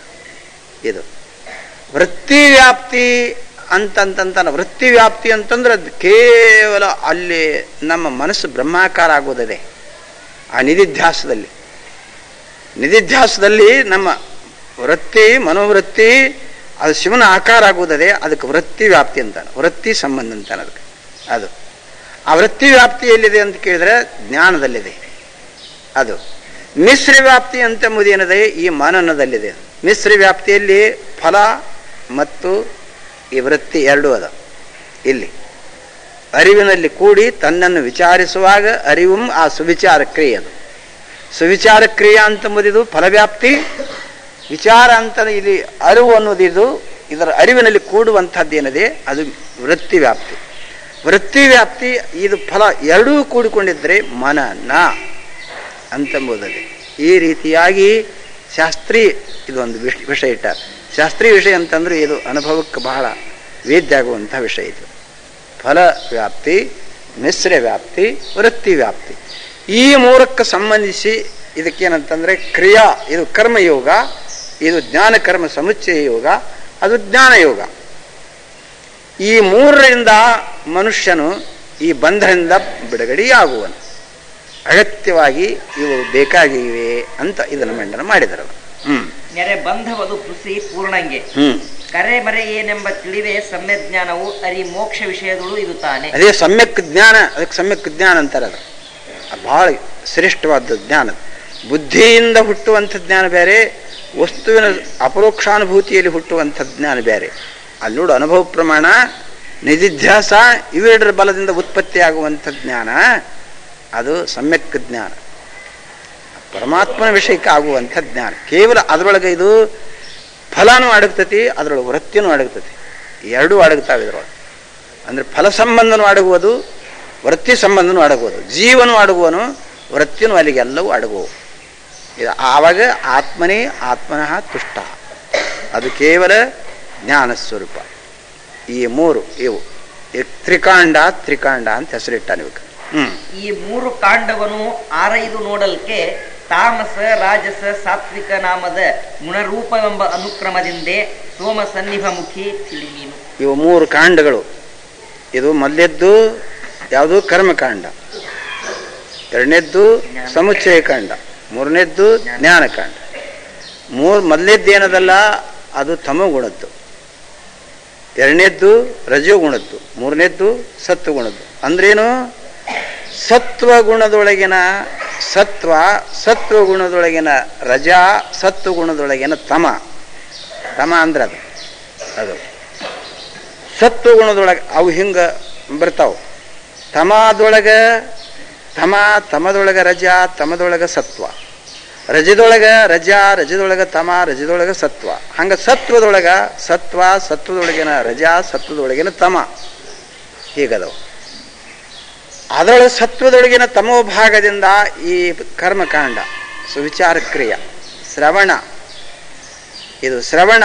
ಇದು ಅಧ್ಯಯನ, ಇದೇನದ? ಇದು ಸತ್ವದೊಳಗಿನ ತಮೋ ಭಾಗದ್ದು. ಸತ್ವದೊಳಗಿನ ರಜೋಭಾಗದ್ದು ಯಾವುದು ಅಂದರೆ ಅದು ರಜೋಭಾಗದ್ದು ಜ್ಞಾನ ಕರ್ಮ ಸಮುಚ್ಚಯ, ಅದು ಅಲ್ಲಿ ಕೂಡಿಕೊಂಡದ್ದು. ಸತ್ವದೊಳಗಿನ ರಜಾ ಅದು ಸತ್. ಯಾಕೆ ರಜಾ ಆಯ್ತು? ಅದರೊಳಗೆ ರಜಾ ಆಗ್ಬೇಕಾದ್ರೆ ಸತ್ವ ತಮ ಕೂಡಿಕೊಂಡೆ ಅದಕ್ಕೆ ರಜೆ ಆಗಿರ್ತದೆ. ಸತ್ವದ ಸಂಬಂಧವಾದ ಜ್ಞಾನನೂ ಅದೇ, ಅದಕ್ಕೆ ತಮದ ಸಂಬಂಧವಾದ ಸುವಿಚಾರ ಕ್ರಿಯೆ ಅನ್ನೋದೇ. ಹೀಗಿರೋಣದ್ರಿಂದ ಅದಕ್ಕೆ ಸತ್ವದೊಳಗಿನ ರಜ ಅಂತ ಹೆಸರಿಟ್ಟ. ಅದಕ್ಕೆ ರಜೋಗುಣ. ಅದು ಮಿಶ್ರಕಾಂಡ, ಅದು ರಜೋಗುಣದ್ದು. ಮತ್ತು ಕೇವಲ ಜ್ಞಾನ ಅಂತನೂ ಏನೈತಲ್ಲ ಬರೇ ಸತ್ವಗುಣದ್ದು. ಈ ಮೂರು ಕಾಂಡಗಳು ಹೇಗಿದ್ದವಂತ ಕೇಳಿದರೆ ಗುಣಗಮಯ ಅಂತ ನೀವು. ಗುಣಮಯ ಅಂದ್ರೇನು? ತಾಮಸ, ರಾಜಸ, ಸತ್ವ ಗುಣಗಳಿಂದ ಈ ತ್ರಿಕಾಂಡಗಳು ಇರುವವು. ಎಷ್ಟು ಗುಣಮಯ ಇಲ್ಲಿಗೆ ಬಂತಿದ್ರು ವಿಷಯ.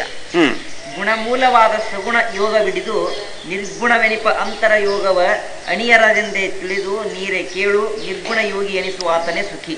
ಇದರ ಮ್ಯಾಲೆನ್ನ ಈ ತಮ, ರಜಾ, ಸತ್ವ ಇಲ್ಲಿ ತನಕ ಗುಣಮೂಲವಾದಂಥ ಈ ಸಗುಣ ಯೋಗ, ಇದು ಇಲ್ಲಿವರೆಗೆ ನಾವು ಉಪದೇಶ ಮಾಡ್ಯಾನಲ್ಲ, ಇದು ಸಗುಣ ಯೋಗ. ತಮೋ ಗುಣದ ಮೂಲಕ ಸುವಿಚಾರ ಕ್ರಿಯಾ ಕರ್ಮಕಾಂಡ, ರಜೋಗುಣ ಮೂಲಕ ಇದು ಮಿಶ್ರಕಾಂಡ ರಜೋಗುಣ, ಇದು ಸತ್ವಗುಣ ಮೂಲಕವಾದದ್ದು ಜ್ಞಾನ, ಇದು ಜ್ಞಾನಕಾಂಡ ಅಂತೇನು ಹೇಳ್ತಲ್ಲ. ಇವು ಮೂರು ಕಾಂಡಗಳಿದ್ದವಲ್ಲ, ಮೂರು ಗುಣಗಳು ಆದವು. ಗುಣಮೂಲವಾದ ಇದು ಸಗುಣ ಯೋಗ. ಗುಣಕ್ಕೆ ಗುಣವನ್ನು ಹಿಡಿದುಕೊಂಡಿರುವಂಥದ್ದು ಯಾವುದು? ಇದು ಸಗುಣ ಯೋಗ. ಇದು ಶ್ರವಣ, ಮನನ, ನಿಧಿಧ್ಯಾಸ, ಅಲ್ಲಿ ಶಬ್ದ ಪ್ರಮಾಣ, ಅನುಮಾನ ಪ್ರಮಾಣ, ಅನುಭವ ಪ್ರಮಾಣ. ಇದು ಸುವಿಚಾರ. ಇಲ್ಲೇ ಕರ್ಮ, ಜ್ಞಾನ ಕರ್ಮ ಸಮುಚ್ಚಯ ಜ್ಞಾನ, ಈ ಮೂರು ಬರಬೇಕಾದ್ರೆ ಗುಣಗಳ ಕಕ್ಷೆಯಲ್ಲಿ ಅದಾವ ಇವು. ಗುಣಮೂಲವೆನಿಸುವ ಸಗುಣ ಯೋಗವಿಡಿದು ನಿರ್ಗುಣವೆನಿಪ ಅಂತರ ಯೋಗ, ಇದಕ್ಕೆ ಭಿನ್ನವಾದ್ದು ನಿರ್ಗುಣ. ಅದು ಮೂಲ ಚೈತನ್ಯ ವಸ್ತು ಏನದು ನೋಡೋದು ನಿರ್ಗುಣ. ಅದು ಅಲ್ಲಿ ಗುಣ ಇಲ್ಲ, ಸಗುಣ ಇಲ್ಲ. ಅಲ್ಲೇ ತಮೋ ಗುಣ ಇಲ್ಲ, ರಜೋಗುಣ ಇಲ್ಲ, ಸತ್ಗುಣ ಇಲ್ಲ, ಗುಣಾತೀತ. ಬ್ರಹ್ಮಾನಂದಂ ಪರಮಸುಖದಂ ಕೇವಲಂ ಜ್ಞಾನಮೂರ್ತಿ ದ್ವಂದ್ವಾತೀತಂ ಗುಣಾತೀತಂ, ಅದು ಗುಣಾತೀತ. ಅದು ಗುಣರಹಿತಂ ತ್ರಿಗುಣರಹಿತಂ ಅದು ಯಾವುದು? ನಿರ್ಗುಣ. ಹಿಡ್ಕೊಡ್ರಿ ಇದು ಪ್ರಪಂಚ ಅಂತಾರೆ, ಅದಕ್ಕೆ ಪರಮಾರ್ಥ ಅಂತಾರೆ. ಅದಕ್ಕೆ ಇದಕ್ಕೆ ಪ್ರಪಂಚ ಇಟ್ಕೊಳ್ಳೋಣ. ಇದು ಪ್ರಪಂಚ ಅಂತಾರ. ಅದಕ್ಕೆ ಪರಮಾರ್ಥ ಆದಿಕರಾವ ಪ್ರಪಂಚ ನೇಟಕ, ನಂತರ ಪರಮಾರ್ಥ ಸಾಧಾವ. ಮೊದಲು ನಾವು ಮಾಡೋದೇನು? ಪ್ರಪಂಚ, ಸೀದಾ ಪ್ರಪಂಚ ಮಾಡೋಣ. ಈ ಪ್ರಪಂಚ ಕರ್ಮ, ಜ್ಞಾನ ಕರ್ಮ ಸಮುಚ್ಚಯ ಮತ್ತು ಜ್ಞಾನ ಅಂತಂಬುವಂಥ ಈ ಪ್ರಪಂಚ ಏನದಲ್ಲ, ಇದನ್ನು ಆಚರಿಸೋಣ. ಇದು ಬರೋಬ್ಬರಿ ಮಾಡಿದ್ರ ಆ ನಂತರ ನಿರ್ಗುಣವಾದಂಥ ತತ್ವ ಪರಮಾರ್ಥ ಅಂತ ಅನ್ನೋದು ಸಾಧಿಸಬೇಕಾಗಿದೆ. ಅವನೇ ಸಾಧಿಸ್ಲಿಕ್ಕೆ ಅಧಿಕಾರಿ ಅಕ್ಕಾನ. ನಿರ್ಗುಣ ತತ್ವವನ್ನು ಸಾಧಿಸಲಿಕ್ಕೆ ಅಧಿಕಾರಿ ಯಾರು ಅಂತ ಕೇಳಿದ್ರೆ ಇವನೇ. ಇಲ್ಲಿ ಬರೋಬ್ಬರಿ ಗುಣಮೂಲವಾದ ಈ ಸಗುಣ ಯೋಗವನ್ನು ಯಥಾ ಪ್ರಕಾರವಾಗಿ ಯಾವನು ಸಂಪಾದನೆ ಮಾಡಿಕೊಂಡಿರುವನೋ, ಯಾವನು ಆಚರಿಸಿರುವನೋ ಅಂಥ ಭಾಗ್ಯವಂತನಿಗೆ ನಿರ್ಗುಣವಾದಂಥ ತತ್ವವನ್ನು ತಿಳಿದುಕೊಳ್ಳಿಕ್ಕೆ ಇವನಿಗೆ ಅಧಿಕಾರ ಇದೆ. ಎಷ್ಟು ವಿಷಯ ತಂದಿಟ್ರಿ. ಆ ನಂತರ ನಿರ್ಗುಣವೆನಿಪ ಅಂತರಯೋಗವ ಅಣಿಯರದಿಂದ ತಿಳಿದು ನಿರ್ಗುಣ ಯೋಗಿ ಎನಿಸುವಾತನೇ ಸುಖಿ. ಇನ್ನು ಅದು ಅಣಿಯರದಿಂದ. ಇದಕ್ಕೂ ಬಹಳ ಸಾಮರ್ಥ್ಯ ಬೇಕು.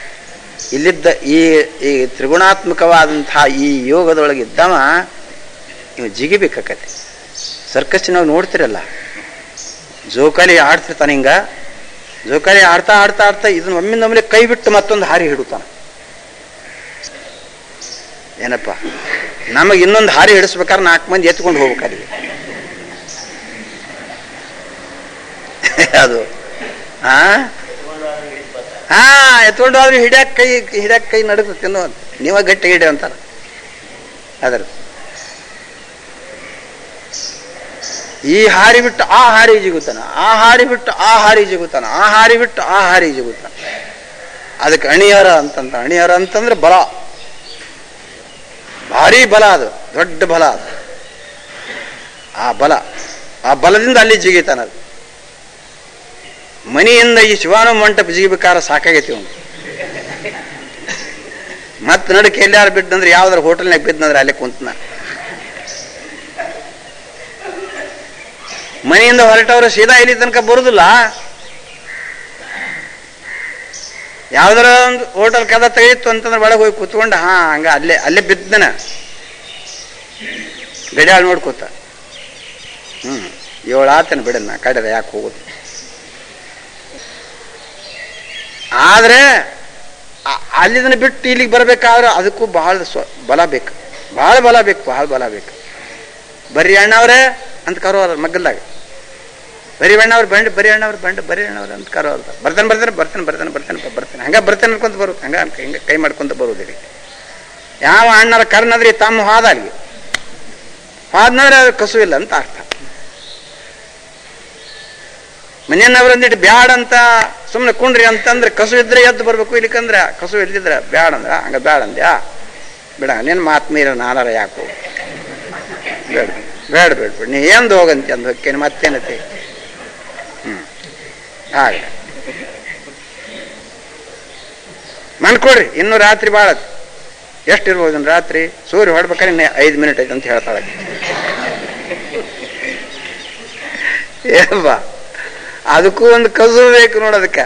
ಹಾಗೆ ಈ ಸಗುಣ ಯೋಗದಿಂದ ನಿರ್ಗುಣ ಯೋಗಕ್ಕೆ ಜಿಗಿಬೇಕಾದ್ರೆ ಅಣಿಯಾರ ಅಂತ. ಅಣಿಯಾರದಿಂದ ಬಲವಾದ ಶಕ್ತಿಯಿಂದ ಏನ್ ಮಾಡ್ಕೊತಾನ? ತಿಳಿದು ನಿರ್ಗುಣ ಯೋಗಿ ಎನಿಸುವಾತನೇ ಸುಖಿ. ಬಲವಾದ ಶಕ್ತಿಯಿಂದ ತಿಳಿದು ನಿರ್ಗುಣ ಯೋಗಿ ಅಂತ ಯಾವನು ಹೆಸರು ತಗೊಂಡನೋ ಅವನೇ ಸುಖಿ. ಏನಪ್ಪ, ಅವನೇ ಸುಖಿ. ಅದು ಬಹಳ ದೊಡ್ಡ ಸುಖಿ. ನೀವೇನೀಗ ಈಗ ಈ ಪ್ರಪಂಚ ಮಾಡಿ ಇಲ್ಲಿ ಬಂದಿರಲ್ಲ, ನೀವು ಬಹಳ ಕಸುವಿನಿಂದ ಈಗ ಬಂದಿರಿ ನೋಡು, ನೀವು ಪತನ ಆಗೋದಿಲ್ಲ. ಪ್ರಪಂಚ ಮಾಡದೇನು ಬಂದಾರಲ್ಲ ಅವ್ರ ನೇಮಿಲ್ಲ. ನೀವು ನೋಡಿ ಬಂದಿರಿ, ಅವ್ರು ನೋಡಿಲ್ಲ. ನೀವು ಉಂಡು ಬಂದಿರಿ, ಅವ್ರು ಉಂಡಿಲ್ಲ. ನಾವು ಇದು ಎಲ್ಲ ಕೇಳಿದ ಬೇಕು, ನಾವು ಒಟ್ಟು ಉಣ್ಣಾಕ್ ಹೋಗ್ಬೇಕು. ಆ ಕಡೆ ಹೋಗಿ ಬೀಳೋ ಸಂಭವ ಐತದ. ನೇಮದ್ದಲ್ಲ ಅದು. ಏನಪ್ಪ, ನೇಮದ್ದಲ್ಲ ಅದು. ನೀವೇನೀಗ ಬಂದಿರಿ ನೋಡಿ, ಈಗ ನಮ್ಮ ಶರಣ ಬಂದಾರ ನೋಡ್ರಿ ಇವರೆಲ್ಲ. ಈಗ ಅವನಿಗೆ ಸಾಕಷ್ಟು ಮಂದಿ ಕನ್ಯೆ ಕೊಡಕ್ ಬಂದಿದ್ರಿ. ಈಗ ಹಾಗಾನಿದೆ ಅಂತಂತಾರೆ ಅಲ್ಲಿ ಅಂತಾರ. ಆದರೂ ಏನಪ್ಪ, ಈ ಕನ್ಯಾ ಭಾಳ ಹೆಚ್ಚಾಗ್ಯವು, ವರದಕ್ಷಿಣೆ ಕೊಡ್ಲಾರ್ದಕ್ಕೆ ಯಾರ ಶೇಖರ ಸಾಕು ಕೊಡ್ಬೇಕಂತಾರೆ ಈಗ.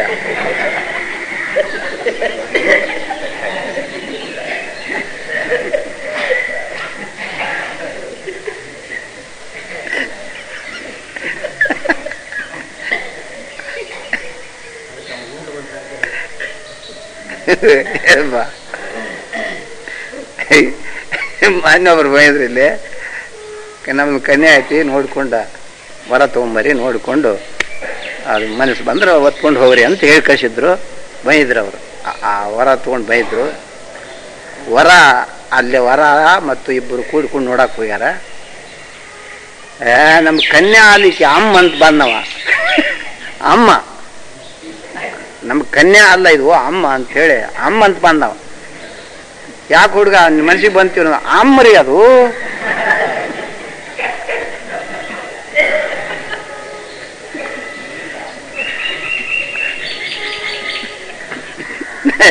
ನಾವು ಮೊದಲೇ ಏನಿಲ್ಲೇ ನೀವು ಹೋಗ್ಬೇಡ, ನಿನಗೆ ಅದು ಚಲೋ ಇಲ್ಲ ಸ್ವಲ್ಪ ತಣ್ಣಗೆ ಸುಮ್ಮನೆ ನಾನು ನೋಡಿದ್ರೆ ಬಿಟ್ಟಲ್ಲ, ಬೇಡ ಬೇಡ ನೀನು ಲಗ್ನ ಮಾಡ್ಕೊಬಾರ್ದು, ತಣ್ಣಗೆ ಮನೆಗೆ ಹೋಗು, ಆನಂದಿರೋ ಶಿವಪೂಜೆ ಮಾಡ್ಕೊಂತ ಅಂತ ನಾನು ಹೇಳ್ತೀನಿ. ಆದರೂ ಹೋದ್ರು, ಹೋಗಿ ನೋಡಿ ಬಂದರು, ಅಮ್ಮ ಅಂತ ಬಂದ. ಹೊಂದಾಗ ಇಷ್ಟು ಮಾತು ತಿಳಿದಿದ್ದಲ್ಲಪ್ಪ ಆಯ್ತು ನಾ ಹೇಳುದು. ಜರ ಅದಕ್ಕೊಂದು ಸ್ವಲ್ಪ ಆಸಕ್ತನಾದ್ರೆ ಅದು ಕೆಳಿ ಅಲ್ಲೇ ಚೆಲ್ಲಿ ಬಿಡ್ತೈತೆ. ಅದು ಅದಕ್ಕೆ ಬಲ, ದೊಡ್ಡ ಬಲ ಬೇಕದು, ದೊಡ್ಡ ಬಲ ಅಂತ ಹೇಳ್ತಾನೆ ಅದನ್ನು. ಇದರ ಸ್ಪಷ್ಟೀಕರಣ ಮಾಡ್ತಾನೆ ಅದಷ್ಟು ಮುಂದಿನ ಸೂತ್ರದಾಗ. ಗುಣಯೋಗ ಮಾರ್ಗವನ್ನು ಅಣಿಮಾದಿ ಸಿದ್ಧಿಯನ್ನು ಎಣಿಸದೆ ಓರ್ಮೆಯೂ ತನ್ನ ಮನದೊಳು ತೃಣದಂತೆ ಕಂಡು ನಿಂದಾತನು ತಾನೇ ನಿರ್ಗುಣ ಯೋಗಿ ಶಿಷ್ಯನು ಎನಿಪನು ಇಲ್ಲಿ. ಬರಬರಾಗಿಲ್ಲ ಎಷ್ಟೈತೆ ನೋಡಿದ್ರು. ಈ ಸಗುಣ ಯೋಗವನ್ನು ಆಚರಿಸಿದೀವಿ ಅಂತ ತಿಳ್ಕೊಡ್ರಿ. ಅಲ್ಲಿಗೆ ಇದಕ್ಕೆ ಗುಣಯೋಗ ಅಂತಾರೆ, ಸಗುಣ ಯೋಗ ಅಂತಾರೆ. ಈ ಗುಣಯೋಗಕ್ಕೆ ಏನು ಫಲ ಆಗುವುದಂತ ಕೇಳಿದ್ರೆ ಸಿದ್ಧಿಗಳು ಬರ್ತಾವೆ, ಅಣಿಮಾದಿ ಸಿದ್ಧಿಗಳು ಬರ್ತಾವೆ. ವಾಕ್ ಸಿದ್ಧಿ, ಹಸ್ತ ಸಿದ್ಧಿ, ನೋಟ್ ಸಿದ್ಧಿ, ಏನಪ್ಪ ಬಹಳ ಬರ್ತಾವೆ. ತಾನೇ ಆ ಪರಿಸ್ಥಿತಿಗೆ ಅದು ತಾನೇ ಅಲ್ಲಿಗೆ ನಿಲ್ಲಿಸ್ತೈತೆ. ಅದು ಅಷ್ಟು ಹದ ಆಗಿ ಬಂದಿರ್ತಾನಲ್ಲ, ಅದಕ್ಕೆ ತಾನಾಗಿ ಅವು ಆ ಸಿದ್ಧಿಗಳು ಬರ್ತಾವೆ. ಇವೇನು ಪ್ರಯತ್ನ ಮಾಡೋದು ಬೇಡ. ಏನಪ್ಪ ಆ ಸಿದ್ಧಿಗಳು ಬಂದಾಗ ಇವನಿಗೆ ಹೀಗೆ ಅನಿಸ್ತತಿ. ಈಗ ಜನರೆಲ್ಲರೂ ಅವನಿಗೆ ಭಾಳ ಹೊಗಳ್ತಾರೆ, ಭಾಳ ಸಾವಿರಾರು ಮಂದಿ ಅವನು ನಡ್ಕೊಳ್ಳೋದು, ಅವನ್ನ ಕೊಂಡಾಡೋದು ಮಾಡ್ತಾರ. ಅವನಿಗೂ ಅದ್ರ ಬಗ್ಗೆ ಬಹಳ ಆಸಕ್ತಿ ಆಗ್ತದೆ.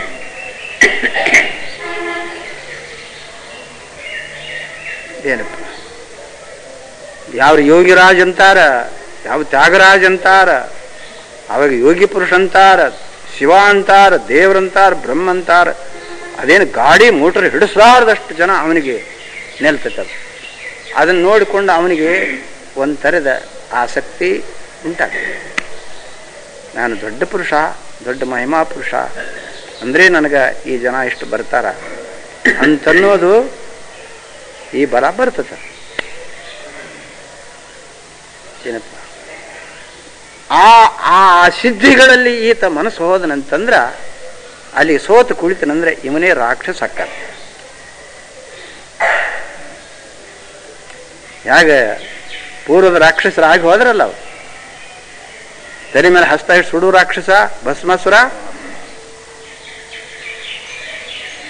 ಶುಂಭ ಕಥೆಗಳನ್ನು ಕೇಳ್ತಿರಲ್ಲ, ಅವರಿಗೆ ಬಹಳ ಸಿದ್ಧಿಗಳು ಬಂದು ಆ ಸಿದ್ಧಿಗಳ ಬಲದಿಂದ ಅವರು ದೇಶವನ್ನೆಲ್ಲ ಆಳಿದರು. ದೇಶದ ಕಡೆಯಿಂದ ದೊಡ್ಡವರು ಅನಿಸಿಕೊಂಡ್ರು, ಅದರೊಳಗೆ ಉನ್ಮಾದರಾದರು.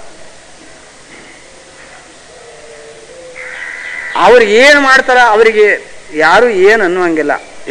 ಬಿಡು ಅದು ಬಾಯಿ ಕೆಟ್ಟ ಬಾಯಿ, ಮತ್ತೇನಾರು ಅಂದಾರ ಮತ್ತೆ ಹಾಳಾಗಿ ಹಾದೇವು ಅಂತ. ಅವನ ಬಾಯಿಂದ ಏನು ಬಂತು ಅದು ಸುಳ್ಳಾಗುದಿಲ್ಲ. ಏನು ಅನ್ಬಾರ್ದಪ್ಪ, ಸುಮ್ಮನೆ ಇರ್ಬೇಕು ನಾವು ಅಂತ ಅಂದು ಜನ ಬಹಳ ಹೆದರಿಕೊಂಡು ಹೋಗ್ತೈತಾರೆ. ಜರ ಅದಕ್ಕೆ ಆಶಾ ಪಟ್ಟರೆ, ಸಿದ್ಧಿಗೆ ಆಶಾ ಪಟ್ಟರೆ ಯೋಗ ಸೂತ್ರದಿಂದ ಪುನರನಿಷ್ಟ ಪ್ರಸಂಗ. ಇಷ್ಟು ದಿವಸ ಮಾಡಿದ್ದೆಲ್ಲ ಅದೇನು ಅಂತಲ್ಲ, ಹೊಳೆಯಾಗ ಹುಣಸೆ ಹಣ್ಣು ತೊಳ್ದಂಗೆ ಆತಂತಾರೆ ನೋಡೋದು, ಯಾವುದೂ ಉಳಿಯೋಂಗಿಲ್ಲ. ಎಲ್ಲ ಹಾಳಾಗಿ ಹೋಗೋದು, ಎಲ್ಲ ಹಾಳಾಗಿ ಹೋಗೋದು. ನಮ್ಮ ಕೂಡ ಇದ್ದೊಬ್ಬವ ಶುಕುಮುನಿ ಹಿಂಗೆ ಇದ್ದ, ಈ ಇವನಂಗ ಬ್ರಾಹ್ಮಣ ಇದೇ ವಯಸ್ಸಿನವಿದ್ದ, ನೆಟ್ ಇನ್ಕೂ ದೊಡ್ಡವನಾಗಿದ್ದೇನೋ. ಭಾಳ ಚಲೋ ಇದ್ದ, ಭಾಳ ಚಲೋ ಇತ್ತು. ಆಕಳ ಕಾಯಕ್ಕೆ ಹಚ್ಚಿದ್ವಿ, ಯಾವಾಗಲೂ ಅಲಿಪ್ತನಾಗೇ ಇರ್ತಿದ್ದ. ಅವಾಗ ಶುಕುಮುನಿ ಅಂತ ಹೆಸರಿಟ್ಟಿದ್ರು. ಅವ ಅಪ್ಪಳು ಸ್ನಾನ ಮಾಡಿಸ್ತಿದ್ನಿ, ಅವಾಗ ಬಂದು ನಮಸ್ಕಾರ ಮಾಡಿದವನ, ಅಪ್ಪ ನಾನು ಸೊಲ್ಲಾಪುರಕ್ಕೆ ಹೋಗ್ತೇನಂತ. ಹೋಗಬೇಡ ಅಂತ ಅಪ್ಪಳು ಹೇಳಿ, ಇಲ್ಲ ಸೊಲ್ಲಾಪುರಕ್ಕೆ ನಾವು ಹೋಗಬೇಕಾಯ್ತಂತ. ಹೋಗಬೇಡ ಅಂತ ಹೇಳಿದ್ರು. ಅವ 2-3 ಬರೀ ಹೋಗಬೇಡ ಅಂತ ಅವ್ರು ಹೇಳಿದ್ರು. ಇವ ಆ ಕಡೆಯಿಂದ ಹೋಗಿ ಮತ್ತೆ ಕೇಳಲಿಲ್ಲ, ಅವ್ನು ಹೋಗಿಬಿಟ್ಟ. ಅವನು ಹೋಗಿ ಎಲ್ಲಿ ಬಂದ, ಇಲ್ಲಿ ಮಲ್ಲಾಪುರ ಸ್ಟೇಷನ್ಗೆ ಬಂದು ಹುಲ್ಲೂರಿಗೆ, ಮಲ್ಲಾಪುರ ಸ್ಟೇಷನ್ ಹತ್ರ ಒಂದು ಹುಲ್ಲೂರು ಅಂತ ಊರು, ಆ ಊರಿಗೆ ಹೋದ. ಆ ಊರಿಗೆ ಹೋಗಿ ಇಲ್ಲಿ ಹೋಗ್ಯಾನಂತ ನಮಗೆ ತಿಳಿಸಲಿಲ್ಲ, ಬಿಡಲಿಲ್ಲ. 3-4 ತಿಂಗಳ ಮೇಲೆ ಅಲ್ಲಿದ ಆ ಹುಲ್ಲೂರಿಂದ ಒಬ್ಬರು ಬಂದರು. ಏನ್ರಿ ಅಪ್ಪ ತಮ್ಮ ಶಿಷ್ಯ ಒಬ್ಬ ಬಂದಾನ ಅಲ್ಲಿ, ಏನ್ರಿ ಆ ಒಂದು ಮಹಿಮಾ, ದೊಡ್ಡ ಮಹಿಮಾ ನಡೆದತ್ರಿ, ಏನು ಬರಡ ಆಕಳನ್ನ ಹೆಂಡಸ್ಲಿಕ್ಕೆ ಹೆಚ್ಚಾನ ಏನ್ರಿಪ್ಪ. ಎಲ್ಲಾರ ದನಗಳು ಹೋದು ಅಂತಂದ್ರೆ ಬರೋ ಹಂಗೆ ಮಾಡ್ತಾನ, ಮಕ್ಕಳಿಲ್ಲದವ್ರಿಗೆ ಮಕ್ಕಳಾಗುವಂಗೆ ಮಾಡ್ತಾನ, ಇದ್ದವರು ಸಾಯೋಗ ಮಾಡುದಿಲ್ಲ. ಎಲ್ಲ ಬಡವರಿದ್ದರನ್ನು ಶ್ರೀಮಂತರನ್ನು ಮಾಡೋದು, ಹಿಂಗೆ ನಡೆಸ್ಯಾನ್ರಿ ಅಪ್ಪ. ಭಾಳ ಪವಾಡ ನಡೆದತಿ, ದೊಡ್ಡ ಮಹಿಮಾ ನಡೆದತಿ, ಅಂದ್ಕೊಂಡು ಅಪ್ಪು ಅಂದ್ರೆ ಸತ್ ಸೊಳೆ ಮಗನ ಅಂತ ಎಲ್ಲ ಹಾಳು ಮಾಡ್ಕೊಂಡು ಹೋಗು ಸೊಳೆ ಮಗನ ಅಂತ ಹಿಂಗೆ ಕೈ ಮಾಡಿದ್ರೆ ಎಲ್ಲ ಕಳ್ಕೊಂಡು ಹೋಗೋದು ಕೈಯ ಮಾಡಿದ್ರೆ ಕಡಿಕ ಅದಕ್ಕೆ ಒಂದು ತುತ್ತು ಅನ್ನ ಸಿಗಲಿಲ್ಲ ನೋಡಿ. ಹಣೆ ಬಾರ ಅದೆಷ್ಟು ತನಕ ಇರೋದು, ಅದ್ರ ಸಿದ್ಧಿ ಶಕ್ತಿ ಅದರದು, ಅದಕ್ಕೊಂದು ಬಲ ಆಯ್ತದು, ಅದಕ್ಕೊಂದು ಬಲ ಐತಿ. ರಾವಣನ 10 ತಲೆ ಕತ್ತರಿಸಿ ಬಿಡುವಾಗ ಯಾವ ಸಿದ್ಧಿಯೂ ಅವನ ಕಡೆ ಬರಲಿಲ್ಲ. ಪೂರ್ವದ ಶಕ್ತಿ ಎಲ್ಲಿವರೆಗಿತ್ತು ಅಲ್ಲಿ ತನಕ ಶಕ್ತಿ ಇತ್ತು. ಆ ಪೂರ್ವ ಶಕ್ತಿ ಹ್ರಾಸ ಕೂಡ ಯಾವ ಅಣಿಮಾನೂ ಇಲ್ಲ, ಗಿಣಿಮಾನೂ ಇಲ್ಲ, ಯಾವ ಮಾನವೂ ಇಲ್ಲ, ಎಲ್ಲ ಪತಿತಾಗಿ ಹೋಗೋದು. ಈಗ ಇದು ನಿಮಗೆ ಇಷ್ಟ ಆಕೈತೆ ಅಂತ ಹೇಳ್ತಾನೆ ನಾವು, ಅದು ಸ್ವಭಾವ ಐತಿ. ಈಗ ಯಾವನಾರು ಒಬ್ಬ ದೊಡ್ಡ ಚಲೋ ಡಾಕ್ಟರ್ ಪದವಿ ಅದು ಪಡೆದು ಒಳ್ಳೆ ದೊಡ್ಡ ನೌಕರಿ ಒಳಗೆ ಅದಾನಪ್ಪ ಅಂತಂದ್ರೆ ಕನ್ಯಾ ಕೊಡಕ್ಕೆ ಹೋಗುದಿಲ್ಲ ಅವ್ರು. ಅವನು ಒಂದು ಮಗಳು ತೊಗೊಂಡು ಹೋಗ್ತಾನೆ, ಇವನು ಒಂದು ಮಗಳು ತೊಗೊಂಡು ಹೋಗ್ತಾನೆ, ಇವನು ಒಂದು ಮಗಳು ತೊಗೊಂಡು ಹೋಗ್ತಾನೆ, ಇವನು ನಮ್ಮಂತರ ಮಧ್ಯಸ್ಥಿತಿಗೆ ಸಹಿತ ಹಚ್ತಾರೆ. ಹೌದು, ಹುಡುಗಿ ಚಲೋ ಐತಪ್ಪ ಮಾಡ್ಕೋ ಅಂತ ನಾವು ಹೇಳಕ್ಕಾರ ಹೋಗ್ತೀವಿ. ಇದೆ ಭಾಳ ಅದ್ರದ್ದು ಅವನ ಕೆಸು ಎಲ್ಲಿ ತನಕ ಬಂದೈತೆ ಅಂತಂದ್ರೆ ಈ ಹುಡುಗಿ ಮಾಡ್ಕೋ ತನಕ ಅಷ್ಟೈತೆ ಅಂತ ಅರ್ಥ. ಇದನ್ನು ಮಾಡಿಕೊಂಡಂದ್ರೆ ಅವನ ಕೊಳ್ಳಕ್ಕೆ ಕಟ್ಟಿ ಬಂದ್ರೆ ಆಗ ಆ ಕಡೆಯಿಂದ ಸಿದ್ಧಿಗೆ ಬುದ್ಧಿ ಬರುದ. ಅಷ್ಟರು ಕೂಡ ನಾ ಸುಮ್ಮನೆ ಇದ್ನು, ಯಪ್ಪ ಏನು ಕೊಳ್ಳಿಗೆ ಹಾಕಿದ್ರು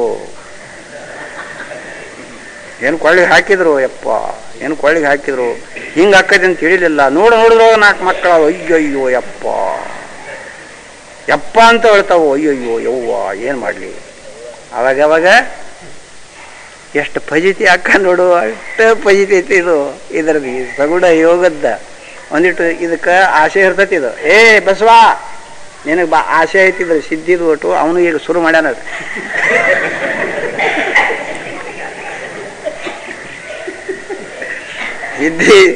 ಸಿದ್ಧಿ ಕಡೆ ಒಂದಿಟ್ಟು ಹಾಂಗೆ ಸಿದ್ಧಿ ಪಡಿಬೇಕಂತ ಅವನು ಒಟ್ಟು ಹಾಂಗೆ ಶುರು ಮಾಡ್ಯಾನ. ಅವನು ಏನೇನು ಮಾಡ್ತಾನ, ನಡೆಸ್ಯಾನ ಗದ್ಲ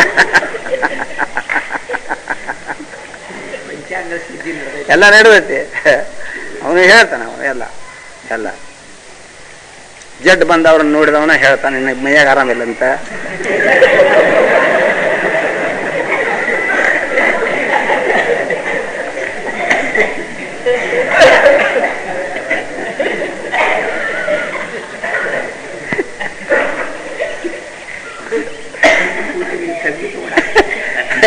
ಈಗೆಲ್ಲ ಇಂಥವು ಜಿದ್ದಿಗಳು ಯಾವ ಇದ್ರ ಎತ್ತರಿಲ್ಲ ಅಂತ ನಾವು ಭಾಳ ಮಜಾ ಐತಿ.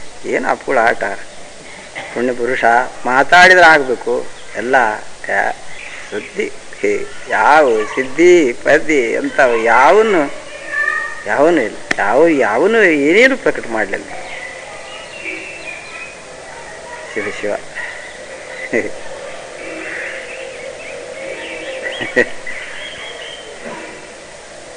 ಏನಪ್ಪ ಮತ್ತೆಲ್ಲ ಶಕ್ತಿ ಬರೋಬ್ಬರಿ ಎಲ್ಲ ಇದ್ದು ಕರ್ತುಂ ಅಕರ್ತುಂ ವಾ ಅನ್ಯಥಾ ಕರ್ತುಂ ಎಲ್ಲ ಸಾಮರ್ಥ್ಯ ಇತ್ತು.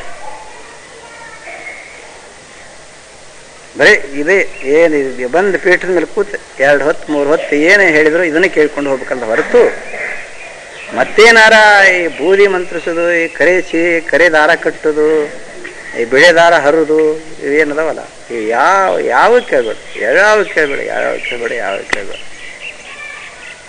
ಇದು ಏನಪ್ಪ ಹಿಂಗದು. ಅದಕ್ಕೆ ಈಗಂತ ನಾವು ಈ ಥರದ ಜೋಲಿಗೆ ಹಾದೀರಿ ಅನ್ನೋದು ಎಚ್ಚರಿಕೆ ಕೊಡ್ತಾನೆ ಈಗ ಅವ. ಈ ಸಗುಣ ಯೋಗವನ್ನು ನೀವು ಪ್ರಾಪ್ತ ಮಾಡಿಕೊಳ್ಳುವಾಗ ಅಣಿಮಾದಿ ಸಿದ್ಧಿಯನ್ನು ಅಣಿಮಾದಿ ಸಿದ್ಧಿಗಳು ಬರುವ ಸಂಭವದೇ ಆ ಕಡೆ ಲಕ್ಷ್ಯ ಕೊಡಬೇಡ್ರಿ. ಮತ್ತು ಅವನ್ ಹ್ಯಾಂಗ್ ತಿಳಿರಿ, ಅವ್ ಬರುವಿದ್ರ ಸಹಿತ ಹ್ಯಾಂಗ್ ತಿಳಿರಿ ಅಂತನ ತೃಣದಂತೆ ಒಂದು ತೃಣಪ್ರಾಯವಾಗಿ ಅವನ್ನ ತಿಳಿದುಕೊಳ್ಳ್ರಿ. ಇಷ್ಟು ತಿಳಿದುಕೊಳ್ಳುವ ಸಾಮರ್ಥ್ಯ ನಿಮಗೆ ಉಂಟಾದರೆ ನಿರ್ಗುಣ ಯೋಗ ಸಾಧಿಸುವುದಕ್ಕ ನಿರ್ಗುಣ ಯೋಗ ಪ್ರತಿಪಾದನೆ ಮಾಡುವ ಗುರುವಿಗೆ ನೀವು ತಕ್ಕ ಶಿಷ್ಯರಾಗುವಿರಿ. ನಿರ್ಗುಣ ಯೋಗಿಯ ಶಿಷ್ಯ ನೆನಪನು ಅಂತ ಇಷ್ಟಿಟ್ಟನದು. ಯಾಕಂದ್ರೆ ಮುಂದಿನ ಹಂಗ ನಿರ್ಗುಣನ ಆಯ್ತು ಅದರದು. ಅದಕ್ಕೆ ಆ ಭೂಮಿಕಾ ಇಷ್ಟು ಹೇಳಿ ಮುಟ್ಟರು. ಮುಂದಿನ ವಿಷಯ ನಾಳೆ ದಿವಸ ನೋಡು. ಶಿವ